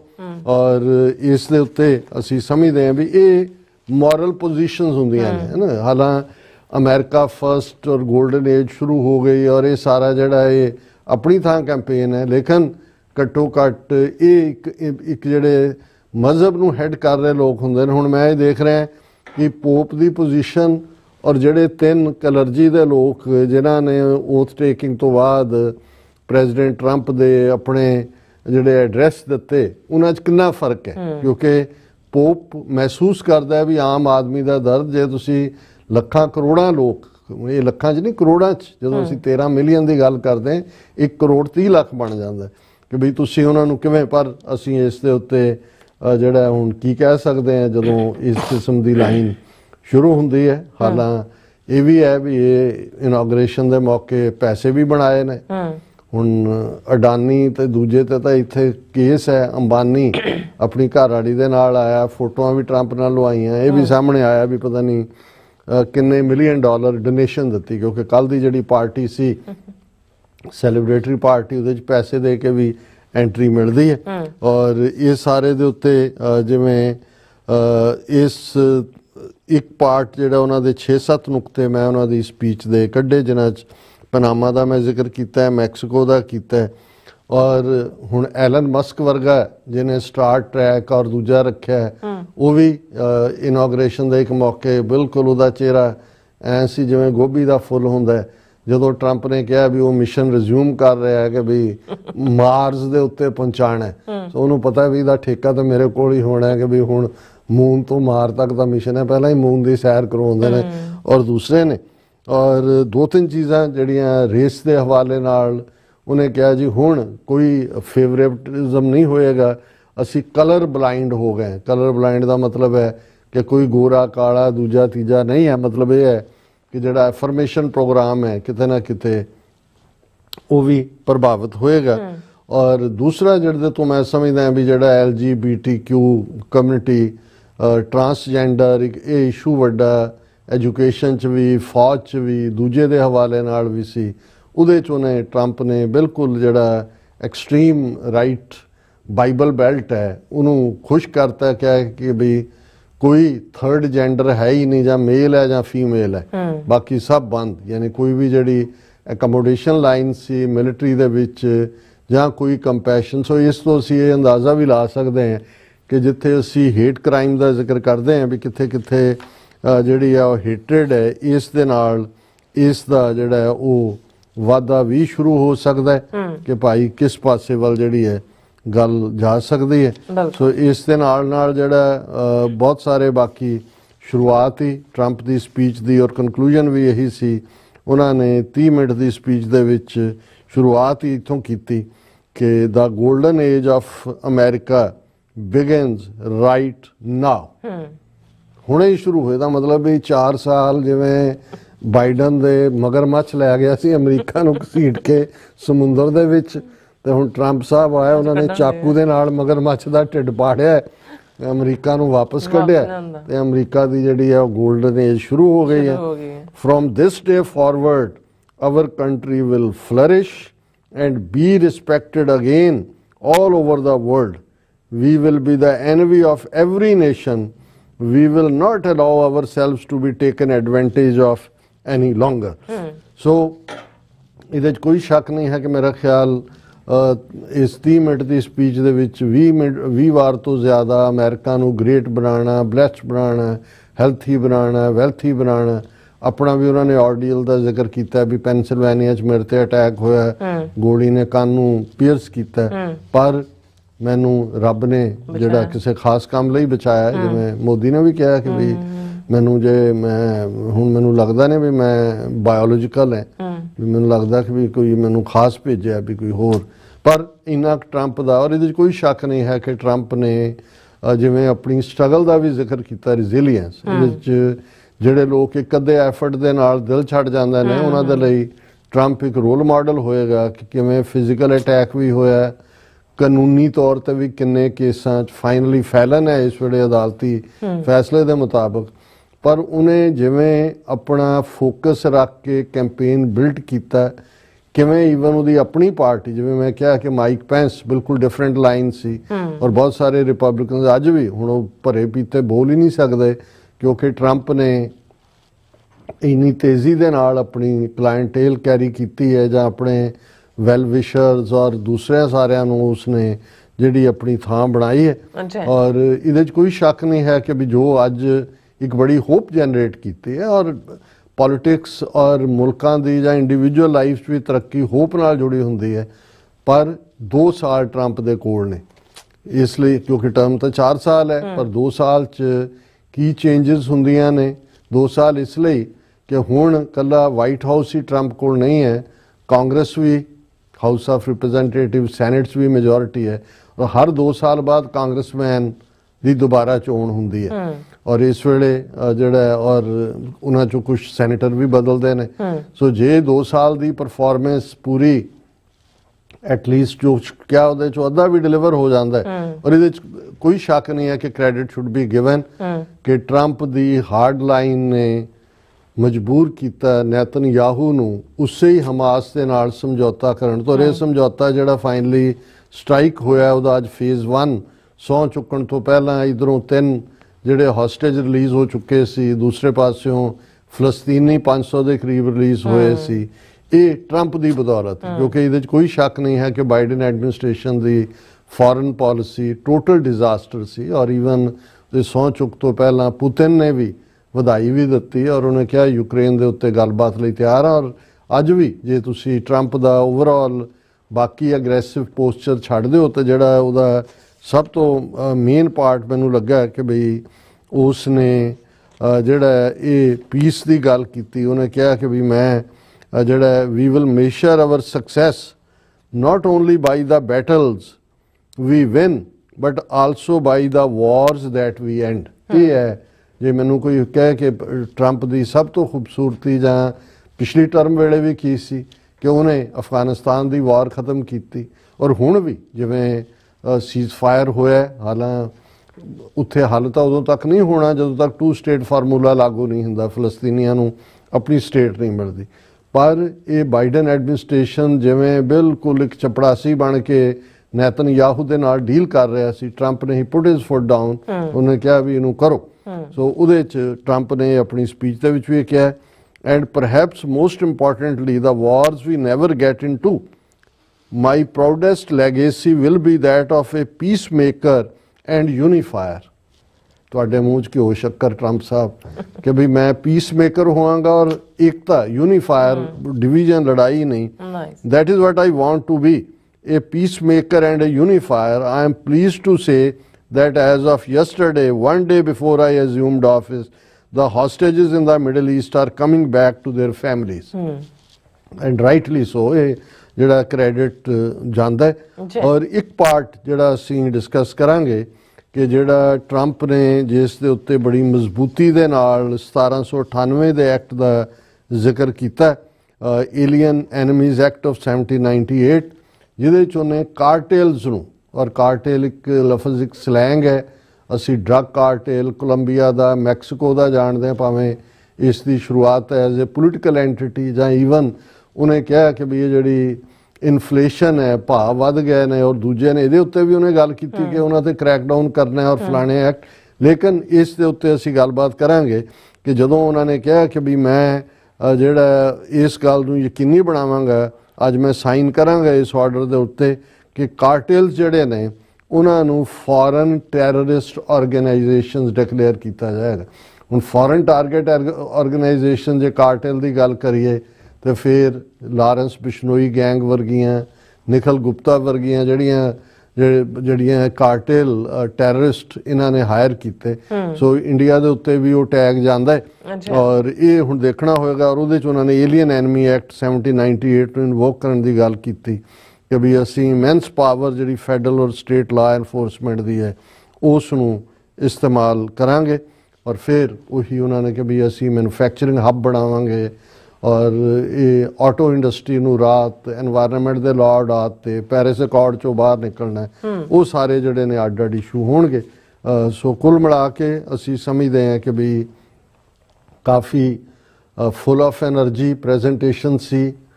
ਲੋਕਾਂ ਦੇ ਵਿੱਚ ਜਿਹੜਾ ਇੱਕ ਫੀਅਰ ਸੀ ਕਿ ਪਤਾ ਨਹੀਂ ਹੋਰ ਕੀ ਹੋਣਾ, ਜੋ ਕੁਝ ਪਹਿਲਾਂ ਕਿਹਾ ਸੀ ਉਸ ਤੋਂ ਘੱਟ ਹੀ ਕਿਹਾ। ਔਰ ਜਿਵੇਂ ਅਸੀਂ ਸਮਝਦੇ ਹਾਂ ਕਿ ਜੇ ਮੈਨੂੰ ਕੋਈ ਕਹੇ ਕੀ ਪੁਆਇੰਟ ਉਹਦੇ 'ਚ ਇੱਕ ਤਾਂ ਸਿੱਖ ਨੁਕਤਾ ਨਿਗਾਹ ਤੋਂ ਹੈ ਕਿ ਕਾਰਟੇਲਸ ਨੂੰ ਫੋਰਨ ਟੈਰਰਿਸਟ ਆਰਗੇਨਾਈਜੇਸ਼ਨਸ ਔਰ ਉਹਨਾਂ ਮੁਲਕਾਂ ਨੂੰ ਵੀ ਫਿਰ ਜਵਾਬਦੇਹੀ ਜਿਨ੍ਹਾਂ ਨੇ ਖੜਾ ਕੀਤਾ, ਇਸ ਤੇ ਅਸੀਂ ਦੇਖਾਂਗੇ ਕਿ ਟਰਾਂਸਨੈਸ਼ਨਲ ਰਿਪਰੈਸ਼ਨ ਮੁੱਦੇ ਦੇ ਉੱਤੇ ਕਿਵੇਂ ਇਫੈਕਟ ਕਰਦਾ ਹੈ।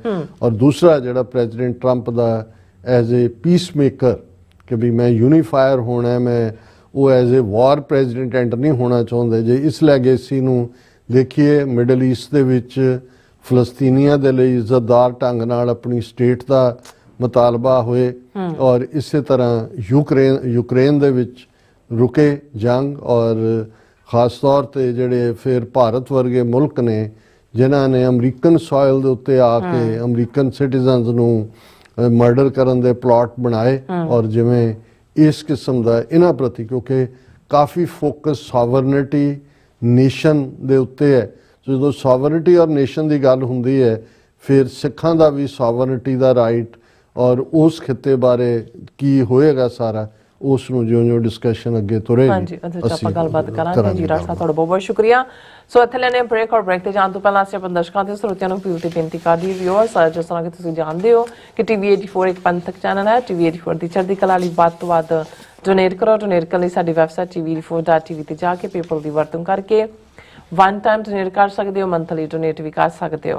तुसी TV 84 ਦੇ ਨਾਮ ਤੇ ਚੈੱਕ ਬਣਾ ਕੇ ਸਾਨੂੰ ਮੇਲ ਵੀ ਕਰ ਸਕਦੇ ਹੋ ਸਾਡੇ ਇਸ ਪਤੇ ਤੇ 36-01 37th Avenue Long Island city New York 11101 USA ਜਾਂ ਫਿਰ ਤੁਸੀਂ ਸਾਨੂੰ ਫੋਨ ਰਾਹੀਂ ਵੀ ਸੰਪਰਕ ਕਰ ਸਕਦੇ ਹੋ 5166191984। ਤੁਸੀਂ ਸਾਨੂੰ ਈਮੇਲ ਵੀ ਕਰ ਸਕਦੇ info@tv84.tv ਤੇ। ਅਸੀਂ ਤੁਹਾਡੇ ਤਹਿ ਦਿਲ ਤੋਂ ਸ਼ੁਕਰਗੁਜ਼ਾਰ ਹੋਵਾਂਗੇ। ਸੋ ਇੱਥੇ ਲੈਣੇ ਬ੍ਰੇਕ ਵਿਊਅਰਸ ਤੁਸੀਂ ਇਸ ਤਰ੍ਹਾਂ ਬੜੇ ਰਹਿਣਾ। ਮਿਲਦੇ ਹਾਂ after this short break.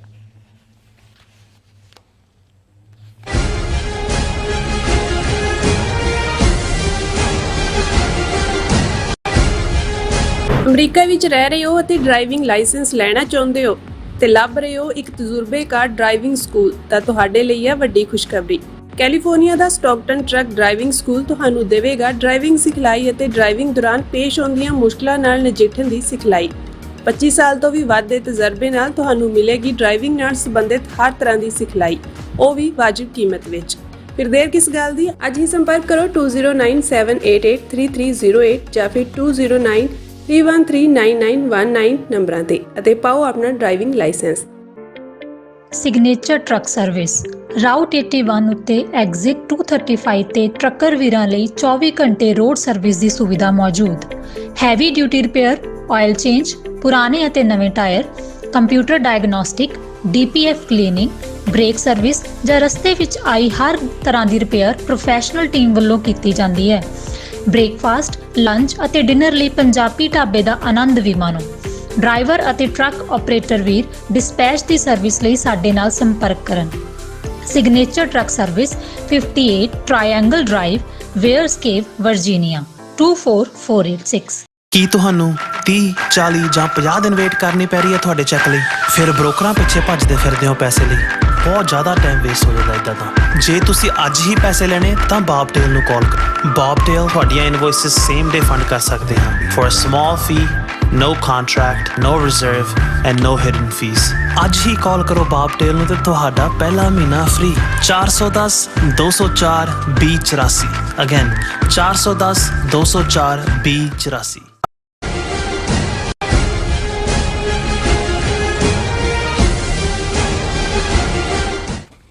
ਦਰਸ਼ਕੋ break ਤੋਂ ਬਾਅਦ ਤੁਹਾਡਾ ਫਿਰ ਦੁਬਾਰਾ ਸਵਾਗਤ ਹੈ। ਸੋ ਗੱਲਬਾਤ ਕਰਨ ਜਾ ਰਹੇ ਹਾਂ ਕਿ ਪ੍ਰੈਜ਼ੀਡੈਂਟ ਟਰੰਪ ਨੇ ਆਪਣੇ ਭਾਸ਼ਣ ਵਿੱਚ ਕਿਹਾ ਕਿ ਉਹ 1798 ਦੇ ਏਲੀਅਨ ਐਨੀਮੀਜ਼ ਐਕਟ ਰਾਹੀਂ ਵਿਦੇਸ਼ੀ ਗੈਂਗਾਂ ਦੇ ਕ੍ਰਿਮੀਨਲ ਨੈਟਵਰਕ ਨੂੰ ਅਮਰੀਕਾ ਦੀ ਧਰਤੀ ਤੇ ਖਤਮ ਕਰਨਗੇ ਔਰ ਇਹਨਾਂ ਨੂੰ ਵਿਦੇਸ਼ੀ ਦਹਿਸ਼ਤਗਰਦ ਜਥੇਬੰਦੀਆਂ ਐਲਾਨਿਆ ਜਾਵੇਗਾ। ਹੁਣ ਸਵਾਲ ਪੈਦਾ ਇਹ ਹੁੰਦਾ ਹੈ ਕਿ ਭਾਰਤੀ ਸਟੇਟ ਵੱਲੋਂ ਅਮਰੀਕਨ ਧਰਤੀ ਤੇ ਖਾਲਿਸਤਾਨੀ ਐਕਟਿਵਿਸਟ ਨੂੰ ਮਾਰਨ ਵਾਲੀਆਂ ਗੈਂਗਾਂ ਨੂੰ ਜਵਾਬਦੇਹ ਬਣਾਇਆ ਜਾਵੇਗਾ। ਇਹਨਾਂ ਗੈਂਗਾਂ ਵਿੱਚ ਬਿਸ਼ਨੋਈ ਗੈਂਗ ਵੀ ਸ਼ਾਮਲ ਹੈ। ਸੋ ਇਸ ਬਾਰੇ ਆਪਾਂ ਗੱਲਬਾਤ ਕਰਨ ਜਾ ਰਹੇ ਹਾਂ। ਸੋ ਅਸੀਂ ਚਾਹਾਂਗੇ ਕਿ ਤੁਸੀਂ ਇਸੇ ਤਰ੍ਹਾਂ ਬਣੇ ਰਹਿਣਾ। ਦੇਖਣ ਸੁਣ ਲਿਆ ਲਿਖਣ ਲਈ ਤੁਹਾਡਾ ਸਭ ਦਾ ਬਹੁਤ ਬਹੁਤ ਧੰਨਵਾਦ ਜੀ। ਡਾਕਟਰ ਸਾਹਿਬ ਕੀ ਕਹਿਣਾ ਚਾਹੋਗੇ? ਦੇਖੋ, ਅਸੀਂ ਦੱਸਦੇ ਹੀ ਹੈ ਕਿ ਪਿਛਲੇ ਦਿਨਾਂ 'ਚ ਸਾਨੂੰ ਗ੍ਰੇਟ ਗੇਮ ਪਾਕਿਸਤਾਨ ਚੈਨਲ ਜਿਹੜਾ ਇਸਲਾਮਾਬਾਦ ਪਾਕਿਸਤਾਨ 'ਚ ਬੇਸਡ ਹੈ, ਉਹਨਾਂ ਦੇ ਐਂਕਰ ਅਹਿਮਦ ਹਸਨ ਅਲ ਅਰਬੀ ਨੇ ਪੋਡਕਾਸਟ ਕੀਤਾ ਸੀ ਸਾਡੇ ਨਾਲ ਲਗਭਗ 1.25 ਘੰਟੇ ਦਾ। ਉਹ ਕੱਲ੍ਹ ਜਿਹੜਾ ਅਪਲੋਡ ਹੋਇਆ ਔਰ ਮੈਨੂੰ ਇਸ ਗੱਲ ਦੀ ਖੁਸ਼ੀ ਹੈ ਕਿ ਬਹੁਤ ਵੱਡੀ ਗਿਣਤੀ 'ਚ ਵਿਊਅਰਸ ਨੇ ਉਸ ਦੇ ਉੱਤੇ ਆਪਣੀਆਂ ਪੋਜ਼ਿਟਿਵ ਟਿੱਪਣੀਆਂ ਕੀਤੀਆਂ ਨੇ ਔਰ ਪਿਛਲੇ ਆਲਮੋਸਟ 24 ਘੰਟੇ ਦੇ ਵਿੱਚ 22,000 ਤੋਂ ਜ਼ਿਆਦਾ ਜਿਹੜੇ ਉਸ ਦੇ ਉੱਤੇ ਵਿਊਅਰ, ਆਲਮੋਸਟ 235 ਕਾਮੈਂਟ ਔਰ 1000 ਤੋਂ ਜ਼ਿਆਦਾ ਲਾਈਕਸ ਨੇ। ਸੋ ਕਿਉਂਕਿ ਉਹਨਾਂ ਦੀ ਚਾਹਨਾ ਉਰਦੂ 'ਚ ਸੀ ਗੱਲਬਾਤ ਦੀ, ਸੋ ਉਸ ਜ਼ਬਾਨ ਦੇ ਵਿੱਚ ਹੀ ਹੈ ਔਰ ਉਸ ਦੇ ਉੱਤੇ ਸਾਨੂੰ ਵੀ ਬਹੁਤ ਸਾਰੀ ਜਿਹੜੀ ਹੈ ਪੋਜ਼ਿਟਿਵ ਇਨਪੁਟ ਮਿਲੀ ਹੈ ਔਰ ਅਸੀਂ ਚਾਹਾਂਗੇ ਕਿ ਜਿਹੜੇ ਸਾਡੇ ਦਰਸ਼ਕ TV 84 ਦੇ ਇੰਟਰਸਟਿਡ ਨੇ ਇਸ ਪੋਡਕਾਸਟ ਨੂੰ ਦੇਖ ਸਕਦੇ ਨੇ ਜੀ, ਕਿਉਂਕਿ ਅਸੀਂ ਪ੍ਰੈਜ਼ੀਡੈਂਟ ਟਰੰਪ ਦੀ ਇਨੌਗਰਲ ਸਪੀਚ 'ਚੋਂ ਜਿਹੜਾ ਜਦੋਂ ਅਸੀਂ ਇਹ ਕਹਿੰਦੇ ਹਾਂ ਪੰਛੀ ਝਾਤ ਜਾਂ ਇਸ਼ਾਰਿਆਂ 'ਚ ਗੱਲ ਸਮਝਣ ਦੀ ਕੋਸ਼ਿਸ਼, ਕਿਉਂਕਿ ਬਹੁਤ ਸਾਰੇ ਤਾਂ ਐਗਜ਼ੈਕਟਿਵ ਆਰਡਰਸ ਦੇ ਉੱਤੇ ਕੱਲ੍ਹ ਜਿਹੜਾ ਜ਼ਿਆਦਾ ਤਬਸਰਾ ਹੋਏਗਾ, ਪਰ ਅਸੀਂ ਇਹ ਦੇਖ ਰਹੇ ਸੀ ਕਿ ਵੀ ਇਹ ਸਾਰੇ 'ਚੋਂ ਸਾਊਥ ਏਸ਼ੀਆ ਤਾਂ ਟੋਟਲੀ ਗਾਇਬ ਸੀ। ਕੋਈ ਵੀ ਡਾਇਰੈਕਟ ਇੰਡੀਆ, ਪਾਕਿਸਤਾਨ, ਅਫਗਾਨਿਸਤਾਨ ਦੂਸਰੇ ਦੇ ਨਾਲ ਕੋਈ ਸੰਬੰਧਿਤ ਗੱਲ ਨਹੀਂ ਸੀ। ਹਾਲਾਂਕਿ ਪਿਛਲੇ ਕੱਲ੍ਹ ਜਿਹੜਾ ਪਾਰਟੀ ਮਾਹੌਲ ਦੇ ਵਿੱਚ ਟਰੰਪ ਨੇ ਕੀਤਾ, ਉਹਦੇ 'ਚ ਉਹਨੇ ਬਾਈਡਨ ਐਡਮਿਨਿਸਟ੍ਰੇਸ਼ਨ ਦੀਆਂ ਫੇਲਿਅਰਸ ਗਿਣਾਉਂਦਿਆਂ ਅਫਗਾਨਿਸਤਾਨ ਦਾ ਜ਼ਿਕਰ ਕੀਤਾ ਸੀ ਕਿ ਉਹ ਮੈਸੀ ਸੀ ਉੱਥੋਂ ਨਿਕਲਣਾ, ਬਹੁਤ ਸਾਰੇ ਵੈਪਨ ਉੱਥੇ ਅਮਰੀਕਨ ਛੱਡ ਆਏ ਔਰ ਅਸੀਂ ਉਹਨਾਂ ਦੀ ਖਾਮਖਾ ਉਹਨਾਂ ਨੂੰ ਅਸੀਂ ਅਫਗਾਨ ਜਿਹੜੇ ਰੂਲਰ ਨੇ ਤਾਲਿਬਾਨ ਜ਼ਾਰ ਹੈ ਉਹਨਾਂ ਨੂੰ ਪੈਸੇ ਦੇ ਰਹੇ ਹਾਂ, ਪਰ ਉਹ ਜਿਹੜੇ ਨੇ ਅਸੀਂ ਉਹਨਾਂ ਨੂੰ ਇਵੇਂ ਨਹੀਂ ਦਿਆਂਗੇ, ਅਸੀਂ ਉਹਨਾਂ ਤੋਂ ਹਥਿਆਰ ਵਾਪਸ ਲਵਾਂਗੇ। ਸੋ ਇਹ ਇੱਕ ਗੱਲ ਜ਼ਰੂਰ ਸਕੂਨ ਦੀ ਹੋ ਸਕਦੀ ਹੈ ਪਾਕਿਸਤਾਨ ਦੇ ਐਂਗਲ ਤੋਂ ਵੀ, ਕਿਉਂਕਿ ਜਿਸ ਅੰਦਾਜ਼ ਦੇ ਵਿੱਚ ਉਸ ਤਾਲਿਬਾਨ ਹਕੂਮਤ ਨਾਲ ਇੰਡੀਆ ਨੇ ਆਪਣਾ ਰਾਬਤਾ ਖੋਲ੍ਹਿਆ ਔਰ ਉਹਨਾਂ ਨੇ ਤਹਿਰੀਕੇ ਤਾਲਿਬਾਨ ਪਾਕਿਸਤਾਨ ਨੂੰ ਡਿਫੈਂਡ ਕਰਦਿਆਂ ਰਾਦਰ ਜਿਹੜਾ ਉਹ ਬਿਲਕੁਲ ਉਹਨਾਂ ਦੇ ਹੱਕ 'ਚ ਪੋਜੀਸ਼ਨ ਲਈ ਪਾਕਿਸਤਾਨ ਦੇ ਉੱਤੇ ਅਟੈਕ ਵੀ ਕੀਤਾ। ਸੋ ਇਹ ਕੱਲ੍ਹ ਵਾਲੇ 'ਚ ਸੀ, ਅੱਜ ਵਾਲੇ 'ਚ ਉਸ ਦਾ ਮੈਂਸ਼ਨ ਨਹੀਂ ਸੀ। ਲੇਕਿਨ ਅੱਜ ਵਾਲੇ 'ਚ ਜਦੋਂ ਪ੍ਰੈਜ਼ੀਡੈਂਟ ਟਰੰਪ ਜਿਹੜੇ ਨੇ ਉਹ ਮੈਕਸੀਕਨ ਔਰ ਦੂਸਰੀ ਇਲੀਗਲ ਇਮੀਗ੍ਰੈਂਟਸ ਨੂੰ ਕੱਢਣ ਦੀ ਗੱਲ ਕਰ ਰਹੇ ਸੀ ਤੇ ਉਹਦੇ 'ਚ ਉਹਨਾਂ ਨੇ ਜਿਹੜੀ ਹੈ, ਕਿਉਂਕਿ ਆਧਾਰ ਤਾਂ ਉਹਨਾਂ ਨੇ ਪਹਿਲਾਂ ਵੀ ਇਹੀ ਬਣਾਇਆ ਸੀ, ਜਦੋਂ ਪਹਿਲੀ ਟਰਮ ਵੇਲੇ ਵੀ ਇਹ ਕਿਹਾ ਸੀ ਕਿ ਜੀ ਇਹ ਕ੍ਰਿਮੀਨਲਸ ਨੇ, ਇਹ ਗੈਂਗਸਟਰ ਔਰ ਦੂਸਰੇ ਜਿਹੜੇ ਨੇ ਜੇਲ੍ਹਾਂ 'ਚ ਔਰ ਦੂਜੇ ਰੇਪਿਸਟ ਔਰ ਇਹ ਵੋ।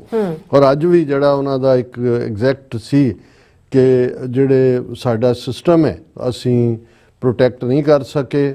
ਵੀ now have a government that cannot manage even a simple crisis at home। ਉਹਨਾਂ ਨੇ ਵਾਈਲਡ ਫਾਇਰਸ ਦਾ ਜ਼ਿਕਰ ਕੀਤਾ, ਪਰ ਜਿਹੜੀ ਗੱਲ it fails to protect our magnificent law-abiding American citizens but provides sanctuary and protection for dangerous criminals, many from prisons and mental institutions that have illegally entered our country from all over the world। ਹੁਣ ਇਹਦੇ 'ਚ ਇਹ important ਹੈ ਕਿਉਂਕਿ ਬਹੁਤ ਵਾਰ ਜਦੋਂ ਪਹਿਲਾਂ terrorism ਜਾਂ ਕ੍ਰਿਮੀਨਲਸ ਦਾ ਜ਼ਿਕਰ ਸੀ ਮੈਕਸੀਕੋ ਜਾਂ ਸਾਊਥ ਅਮਰੀਕਾ ਨਾਲ, ਆਲ ਓਵਰ ਦਾ ਵਰਲਡ ਦਾ ਜ਼ਿਕਰ ਹੈ। We have a government that has given unlimited funding to the defense of foreign borders but refuses to defend American borders or more importantly its own people। ਨਾ ਡਿਫੈਂਡ ਕਰਨਾ। ਹੁਣ ਇਹ ਜਦੋਂ speech ਉਹਨਾਂ ਦੀ ਅੱਗੇ ਤੁਰਦੀ ਹੈ ਔਰ ਉਹ ਕਿਵੇਂ 1798 ਦੇ ਏਲੀਅਨ ਐਨਮੀਜ਼ ਐਕਟ ਨੂੰ ਰਿਵੋਕ ਕਰਨ ਦੀ ਗੱਲ ਜਿਹੜਾ ਉਸ ਨੂੰ ਅਪਲਾਈ ਕਰਨ ਦੀ ਗੱਲ ਕਰਦੇ ਨੇ, ਉਸ ਕੰਟੈਕਸਟ ਦੇ ਵਿੱਚ ਜਿਹੜਾ ਉਹਨਾਂ ਨੇ ਇਹ ਕਿਹਾ ਕਿ ਵੀ ਮੈਂ ਅੱਜ ਬਹੁਤ ਸਾਰੇ ਹਿਸਟੋਰਿਕ ਐਗਜ਼ੈਕਟਿਵ ਆਰਡਰ ਲਾਗੂ ਜਿਹੜਾ ਉਹ ਕਰਾਂਗਾ। ਅਸੀਂ ਜਿਹੜਾ ਪਹਿਲਾਂ ਤਾਂ ਮੈਂ ਨੈਸ਼ਨਲ ਐਮਰਜੈਂਸੀ ਡਿਕਲੇਅਰ ਕਰਾਂਗਾ ਆਪਣੇ ਸਾਊਦਰਨ ਬਾਰਡਰ 'ਤੇ ਤਾਂ ਕਿ ਇਲੀਗਲ ਐਂਟਰੀਜ਼ ਜਿਹੜੀਆਂ ਨੇ ਉਹ ਇੱਕਦਮ ਰੋਕੀਆਂ ਜਾਣ ਔਰ ਅਸੀਂ millions and millions criminal aliens ਨੂੰ ਬੈਕ ਭੇਜਾਂਗੇ ਉਹਨਾਂ ਦੇ ਜਿੱਥੋਂ ਆਏ ਨੇ। ਔਰ ਉਹ ਮੈਕਸੀਕੋ ਪਾਲਿਸੀ ਬਾਰੇ ਉਹਨਾਂ ਨੇ ਕਿਹਾ ਔਰ ਅਸੀਂ ਜਿਹੜਾ and I will send troops southern border, ਉਹ ਵੀ ਅਸੀਂ ਜ਼ਿਕਰ ਕੀਤਾ ਆਲਰੇਡੀ। ਹੁਣ ਜਿਹੜੀ ਗੱਲ ਰੈਲੇਵੈਂਟ ਹੈ ਔਰ ਇੱਕਦਮ ਮੇਰਾ ਧਿਆਨ ਜਦੋਂ ਮੈਂ ਲਾਈਵ ਸਪੀਚ ਵੀ ਸੁਣ ਰਿਹਾ ਸੀ ਕਿ ਇਹ ਸਿੱਖ ਫੈਕਟਰ ਜਿਹੜਾ ਟਰਾਂਸਨੈਸ਼ਨਲ ਰਿਪਰੈਸ਼ਨ ਹੈ ਇੰਡੀਆ ਦਾ, ਜਿਹਦੇ 'ਚ ਇੰਡੀਅਨ ਸਟੇਟ ਗਰੂਮਡ ਗੈਂਗਸ ਅਮਰੀਕਾ ਦੇ ਵਿੱਚ ਭੇਜੀਆਂ ਗਈਆਂ, ਜਿਹਦੇ 'ਚ FBI ਔਰ ਦੂਸਰੀਆਂ ਦੀਆਂ ਜਿਹੜੀਆਂ ਸਾਡੇ ਨਾਲ ਵੀ ਮੀਟਿੰਗਸ ਹੋਈਆਂ, ਬਿਸ਼ਨੋਈ ਗੈਂਗ ਦਾ ਜ਼ਿਕਰ ਹੈ। ਕੈਨੇਡਾ ਦੇ ਵਿੱਚ ਜਿਹੜੀ ਪਬਲਿਕ ਸੇਫਟੀ ਹੀਅਰਿੰਗ ਹੋਈ, ਬਿਸ਼ਨੋਈ ਗੈਂਗ ਦਾ ਜ਼ਿਕਰ ਹੈ। ਔਰ ਇੱਥੇ ਵੀ ਕੈਲੀਫੋਰਨੀਆ 'ਚ ਜਿਵੇਂ ਉਹਨਾਂ ਨੇ ਬਿਸ਼ਨੋਈ ਦਾ ਲਾਰੈਂਸ ਬਿਸ਼ਨੋਈ ਦੇ ਕਜ਼ਨ ਨੂੰ ਫੜਿਆ ਹੋਇਆ ਕਿ ਵੀ ਇਹਦੇ 'ਚ ਇਸ ਜ਼ਦ ਦੇ ਵਿੱਚ ਈਵਨ ਇੰਡੀਆ ਵੀ ਉਸ ਕੈਟਾਗਰੀ 'ਚ ਆਉਂਦਾ ਹੈ ਜਿਹੜਾ, ਕਿਉਂਕਿ ਮੈਂ ਐਗਜ਼ੈਕਟ ਉਹਨਾਂ ਦੀ ਸਪੀਚ ਨੂੰ ਹੁਣ ਕੋਟ ਕਰਾਂਗਾ। Under the orders I signed today, we will also be designating the cartels as foreign terrorist organizations. ਹੁਣ ਕਾਰਟਲ ਲਫ਼ਜ਼ ਦੇ ਲਈ ਮੈਂ ਐਗਜ਼ੈਕਟਲੀ ਡਿਕਸ਼ਨਰੀ ਮੀਨਿੰਗ ਵੀ ਹਾਲਾਂ ਬਹੁਤ ਸਾਰਿਆਂ ਨੂੰ ਇਹ ਪਤਾ ਹੈ, ਜਦੋਂ ਕੋਲੰਬੀਅਨ ਡਰੱਗ ਕਾਰਟਲ ਦੀ ਗੱਲ ਹੁੰਦੀ ਹੈ ਜਾਂ ਮੈਕਸੀਕਨ ਡਰੱਗ ਕਾਰਟਲ ਦੀ ਗੱਲ ਹੁੰਦੀ ਹੈ, ਹਾਲਾਂ ਕਾਰਟਲ ਲਫ਼ਜ਼ ਇਨੀਸ਼ੀਅਲੀ ਕਿਸੇ ਇੱਕ ਮੁੱਦੇ ਤੇ ਪੋਲੀਟੀਕਲ ਆਰਗੇਨਾਈਜੇਸ਼ਨਸ ਦਾ ਇੱਕ ਮਤ ਹੋਣਾ ਉਹਨੂੰ ਕਾਰਟਲ ਕਹਿੰਦੇ ਸੀ। ਪਰ ਜਿਵੇਂ ਲਫ਼ਜ਼ਾਂ ਦੇ ਮਤਲਬ ਵਿਗੜਦੇ ਜਾਂਦੇ ਨੇ ਜਾਂ ਬਦਲਦੇ ਜਾਂਦੇ ਨੇ, ਫਿਰ ਕਾਰਟਲ ਆ ਗਿਆ ਕਿ ਜਿਹਦੇ 'ਚ ਜੇ 4 ਵੱਡੇ ਗਰੁੱਪ ਜਿਵੇਂ ਆਇਲ ਪ੍ਰੋਡਿਊਸਿੰਗ ਨੇ, ਵੱਡੀਆਂ 7 ਸਿਸਟਰਸ ਜਿਵੇਂ ਨੇ, ਉਹ ਕਹਿਣ ਕਿ ਜੀ ਅਸੀਂ ਪ੍ਰਾਈਸ ਕੰਟਰੋਲ ਆਪਣੇ ਹੱਥ 'ਚ ਰੱਖਣਾ, ਜਦੋਂ ਮਰਜ਼ੀ ਵਧਾ ਦਈਏ, ਮੋਨੋਪੋਲੀ ਕਿਸੇ ਚੀਜ਼ ਕਰਨੀ, ਉਹਨੂੰ ਵੀ ਕਾਰਟਲ ਕਹਿੰਦੇ ਨੇ ਕਿ ਵੀ ਤੁਸੀਂ ਇੱਕ ਇਕਨੋਮਿਕਲ ਇੰਟਰਸਟ ਦਾ ਕਾਰਟਲ ਬਣਾਇਆ। ਪਰ ਇਹਦੇ 'ਚ ਕਿਉਂਕਿ ਜਿਹੜੇ ਐਕਟ ਦਾ ਜ਼ਿਕਰ ਹੈ ਔਰ ਇਹਦੇ 'ਚ ਟੈਰਰਿਜ਼ਮ ਦਾ, ਔਰ ਦੂਸਰਾ ਕਿਉਂਕਿ ਜਿਹੜੀਆਂ ਇਹ ਡਰੱਗ ਕਾਰਟਲ ਨੇ ਔਰ ਇਹ ਨਾਲ ਦੀ ਨਾਲ ਟੈਰਰਿਜ਼ਮ 'ਚ ਇਨਵੋਲਵ ਨੇ, ਪੋਲੀਟੀਕਲ ਕਿਲਿੰਗ ਸਕੁਆਡ, ਇਹ ਸਭ ਟੁਗੈਦਰ ਹੈ। ਈਵਨ ਵੈਪਨ ਜਿਹੜੀ ਸਮਗਲਿੰਗ ਹੈ ਉਹ ਵੀ ਟੁਗੈਦਰ। ਔਰ ਇੰਡੀਅਨ ਸਿਸਟਮ ਨੇ ਜਿਵੇਂ ਇਹਨਾਂ ਗੈਂਗਸਟਰਸ ਨੂੰ ਉੱਥੇ ਗਰੂਮ ਕੀਤਾ, ਉਹਨਾਂ ਨੂੰ ਕੈਨੇਡਾ ਅਮਰੀਕਾ 'ਚ ਵਾੜਿਆ, ਇੱਥੇ ਜਿਹੜੀ ਪੋਲੀਟੀਕਲ ਡਿਸੀਡੈਂਸ ਨੂੰ ਕਿਲ ਕਰਨ ਦੀ ਗੱਲ ਕੀਤੀ। ਸੋ ਇਸ ਕੈਟਾਗਰੀ ਦੇ ਵਿੱਚ ਆਉਂਦਾ ਹੈ। ਔਰ ਜਿਹੜਾ ਜਦੋਂ ਤੁਸੀਂ ਡਿਕਸ਼ਨਰੀ ਮੀਨਿੰਗ ਦੇਖਦੇ ਹੋ ਵਰਡ, ਇਹ ਹਾਲਾਂ ਇਹਨੂੰ ਐਜ਼ ਏ ਅਮਰੀਕਨ ਸਲੈਂਗ ਕਿਹਾ ਜਾਂਦਾ। ਕਾਰਟਲ ਦਾ ਮਤਲਬ ਕੀ ਹੈ? when groups band together to control the supply of a product for their best interests, ਜਿਹੜੀ economical carteling ਹੈ, that is called cartel.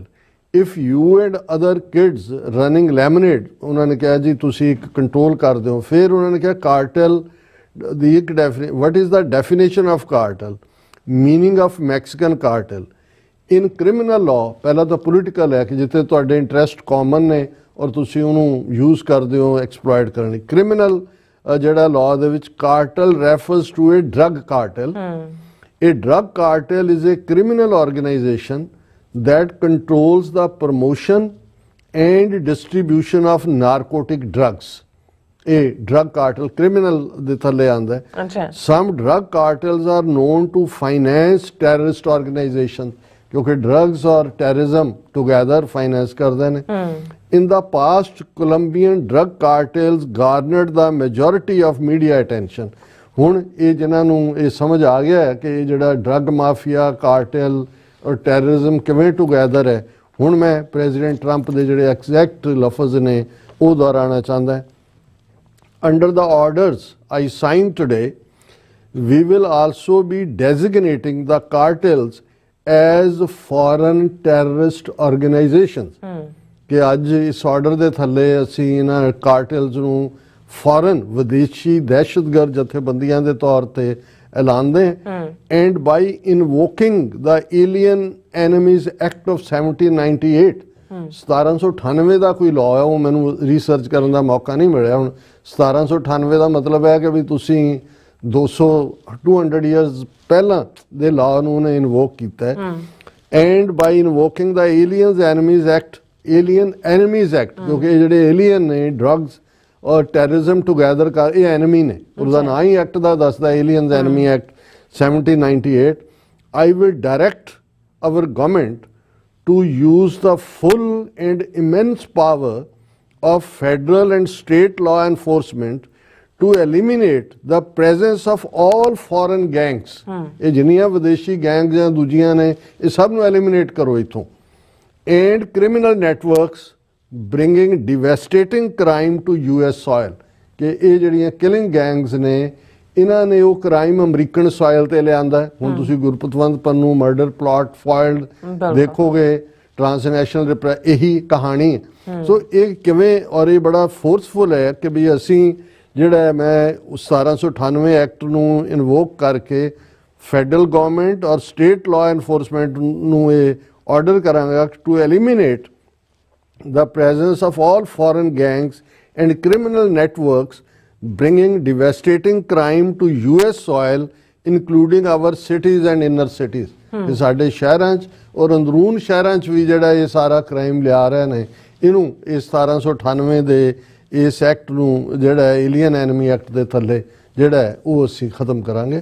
ਸੋ ਮੈਂ ਸਮਝਦਾ ਵੀ ਇਹ ਜਦੋਂ ਹੁਣ ਆਰਡਰ ਅੱਜ ਸਾਈਨ ਹੋਇਆ ਹੋਏਗਾ, ਇਹਦੀਆਂ ਕੀ ਇੰਪਲੀਕੇਸ਼ਨਸ ਹੋਣਗੀਆਂ, ਪਰ ਇਹਦੇ 'ਚ ਇੰਡੀਆ ਦੇ ਦੁਆਲੇ ਵੀ ਜਿਹੜਾ ਹੈ ਪਟਾ ਉਹ ਚੰਗੀ ਤਰ੍ਹਾਂ ਚੜ੍ਹੇਗਾ ਉਹਨਾਂ ਨੂੰ ਵੀ, ਕਿਉਂਕਿ ਇਹ ਸਾਰਾ ਬਿਸ਼ਨੋਈ ਗੈਂਗ, ਕਿਲਿੰਗ, ਡਰੱਗਸ ਜਿਹੜੀਆਂ ਇੱਥੇ ਵੀ ਇਹਨਾਂ ਨੇ ਡਿਸਟਰੀਬਿਊਸ਼ਨ ਔਰ ਕਿਲਿੰਗ ਲਾਈਨ ਰੱਖੀ ਹੈ, ਇਹ ਬਿਲਕੁਲ ਮਾਰਕਡ ਹੈ। ਔਰ ਇੰਡੀਆ ਇਹ 1798 ਦੇ ਇਸ ਐਕਟ ਦੀ ਜ਼ਦ ਦੇ ਵਿੱਚ ਆਉਂਦਾ ਹੈ ਔਰ ਉਹਦੀ ਜਵਾਬਦੇਹੀ ਜ਼ਰੂਰੀ ਹੋਏਗੀ। ਬਿਲਕੁਲ ਡਾਕਟਰ ਸਾਹਿਬ, ਤੁਹਾਡਾ ਬਹੁਤ ਬਹੁਤ ਸ਼ੁਕਰੀਆ। ਸੋ ਥੱਲੇ ਨਾ ਬ੍ਰੇਕ ਵਿਊਅਰਸ, ਤੁਸੀਂ ਇਸ ਤਰ੍ਹਾਂ ਬਣੇ ਰਹਿਣਾ, ਮਿਲਦੇ ਹਾਂ ਛੋਟੇ ਜਿਹੇ ਵਕਫੇ ਤੋਂ ਬਾਅਦ।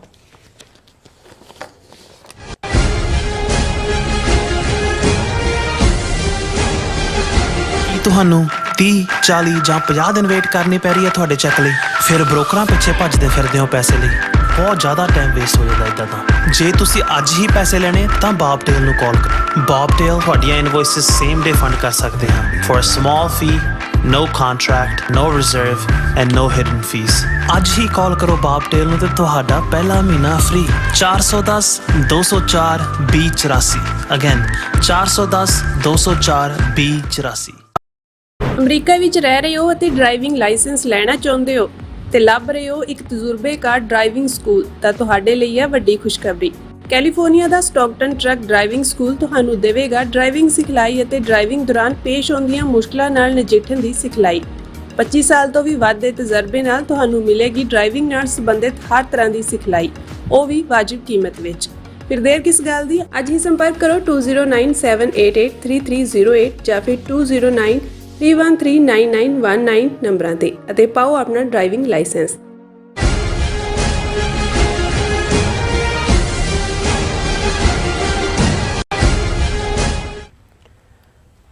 Viewers, welcome back on program. So viewers, ਗੱਲਬਾਤ ਕਰਨ ਜਾ ਰਹੇ ਹਾਂ ਕਿ ਭਾਵੇਂ ਪ੍ਰੈਜ਼ੀਡੈਂਟ ਟਰੰਪ ਨੇ ਆਪਣੇ ਉਦਘਾਟਨੀ ਭਾਸ਼ਣ ਵਿੱਚ ਸਾਊਥ ਏਸ਼ੀਆ ਸੰਬੰਧੀ ਕੋਈ ਟਿੱਪਣੀ ਨਹੀਂ ਕੀਤੀ ਅਤੇ ਨਾ ਹੀ ਭਾਰਤ, ਪਾਕਿਸਤਾਨ, ਅਫਗਾਨਿਸਤਾਨ ਦਾ ਕੋਈ ਜ਼ਿਕਰ ਕੀਤਾ, ਪਰ ਫਿਰ ਵੀ ਇਸ਼ਾਰਿਆਂ ਰਾਹੀਂ ਇਹ ਵੀ ਸਮਝਣ ਦੀ ਕੋਸ਼ਿਸ਼ ਕਰਾਂਗੇ ਕਿ ਟਰੰਪ ਐਡਮਿਨਿਸਟ੍ਰੇਸ਼ਨ ਦੀ ਸਾਊਥ ਏਸ਼ੀਆ ਸੰਬੰਧੀ ਕੀ ਨੀਤੀ ਹੋਵੇਗੀ। ਸੋ ਇਸ ਬਾਰੇ ਆਪਾਂ ਗੱਲਬਾਤ ਕਰਨ ਜਾ ਰਹੇ ਹਾਂ।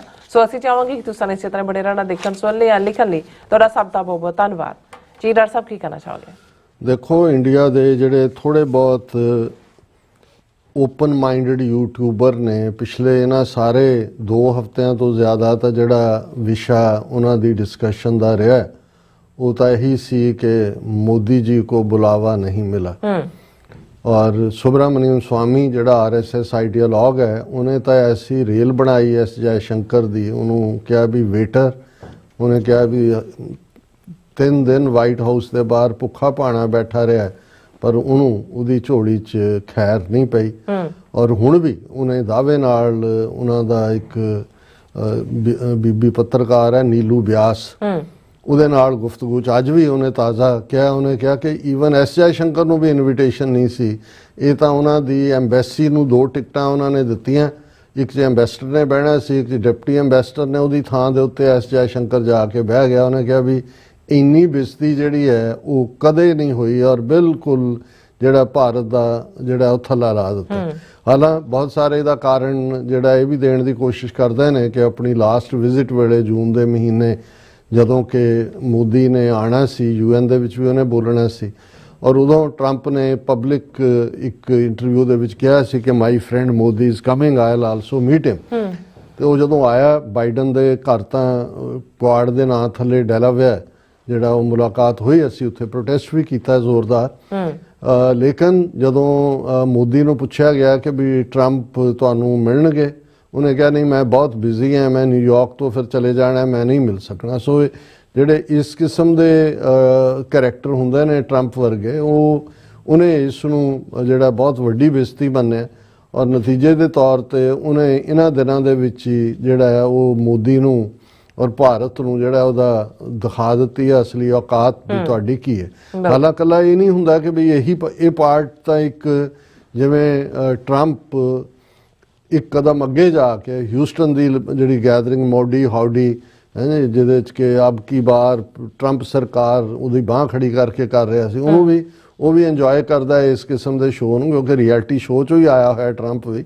ਔਰ ਉਹਨੂੰ ਉਹ ਵੀ ਪਸੰਦ ਆਇਆ ਕਿ ਵੀ ਉੱਥੇ ਜਾ ਕੇ ਗੁਜਰਾਤ ਦੇ ਵਿੱਚ ਔਰ ਸਟੇਡੀਅਮ ਦੇ ਵਿੱਚ ਤੇ ਦੂਜੇ ਤੀਜੇ ਇੱਥੇ ਹਿਊਸਟਨ ਦੇ ਵਿੱਚ ਉਹ ਸਾਰਾ ਪਾਰਟ।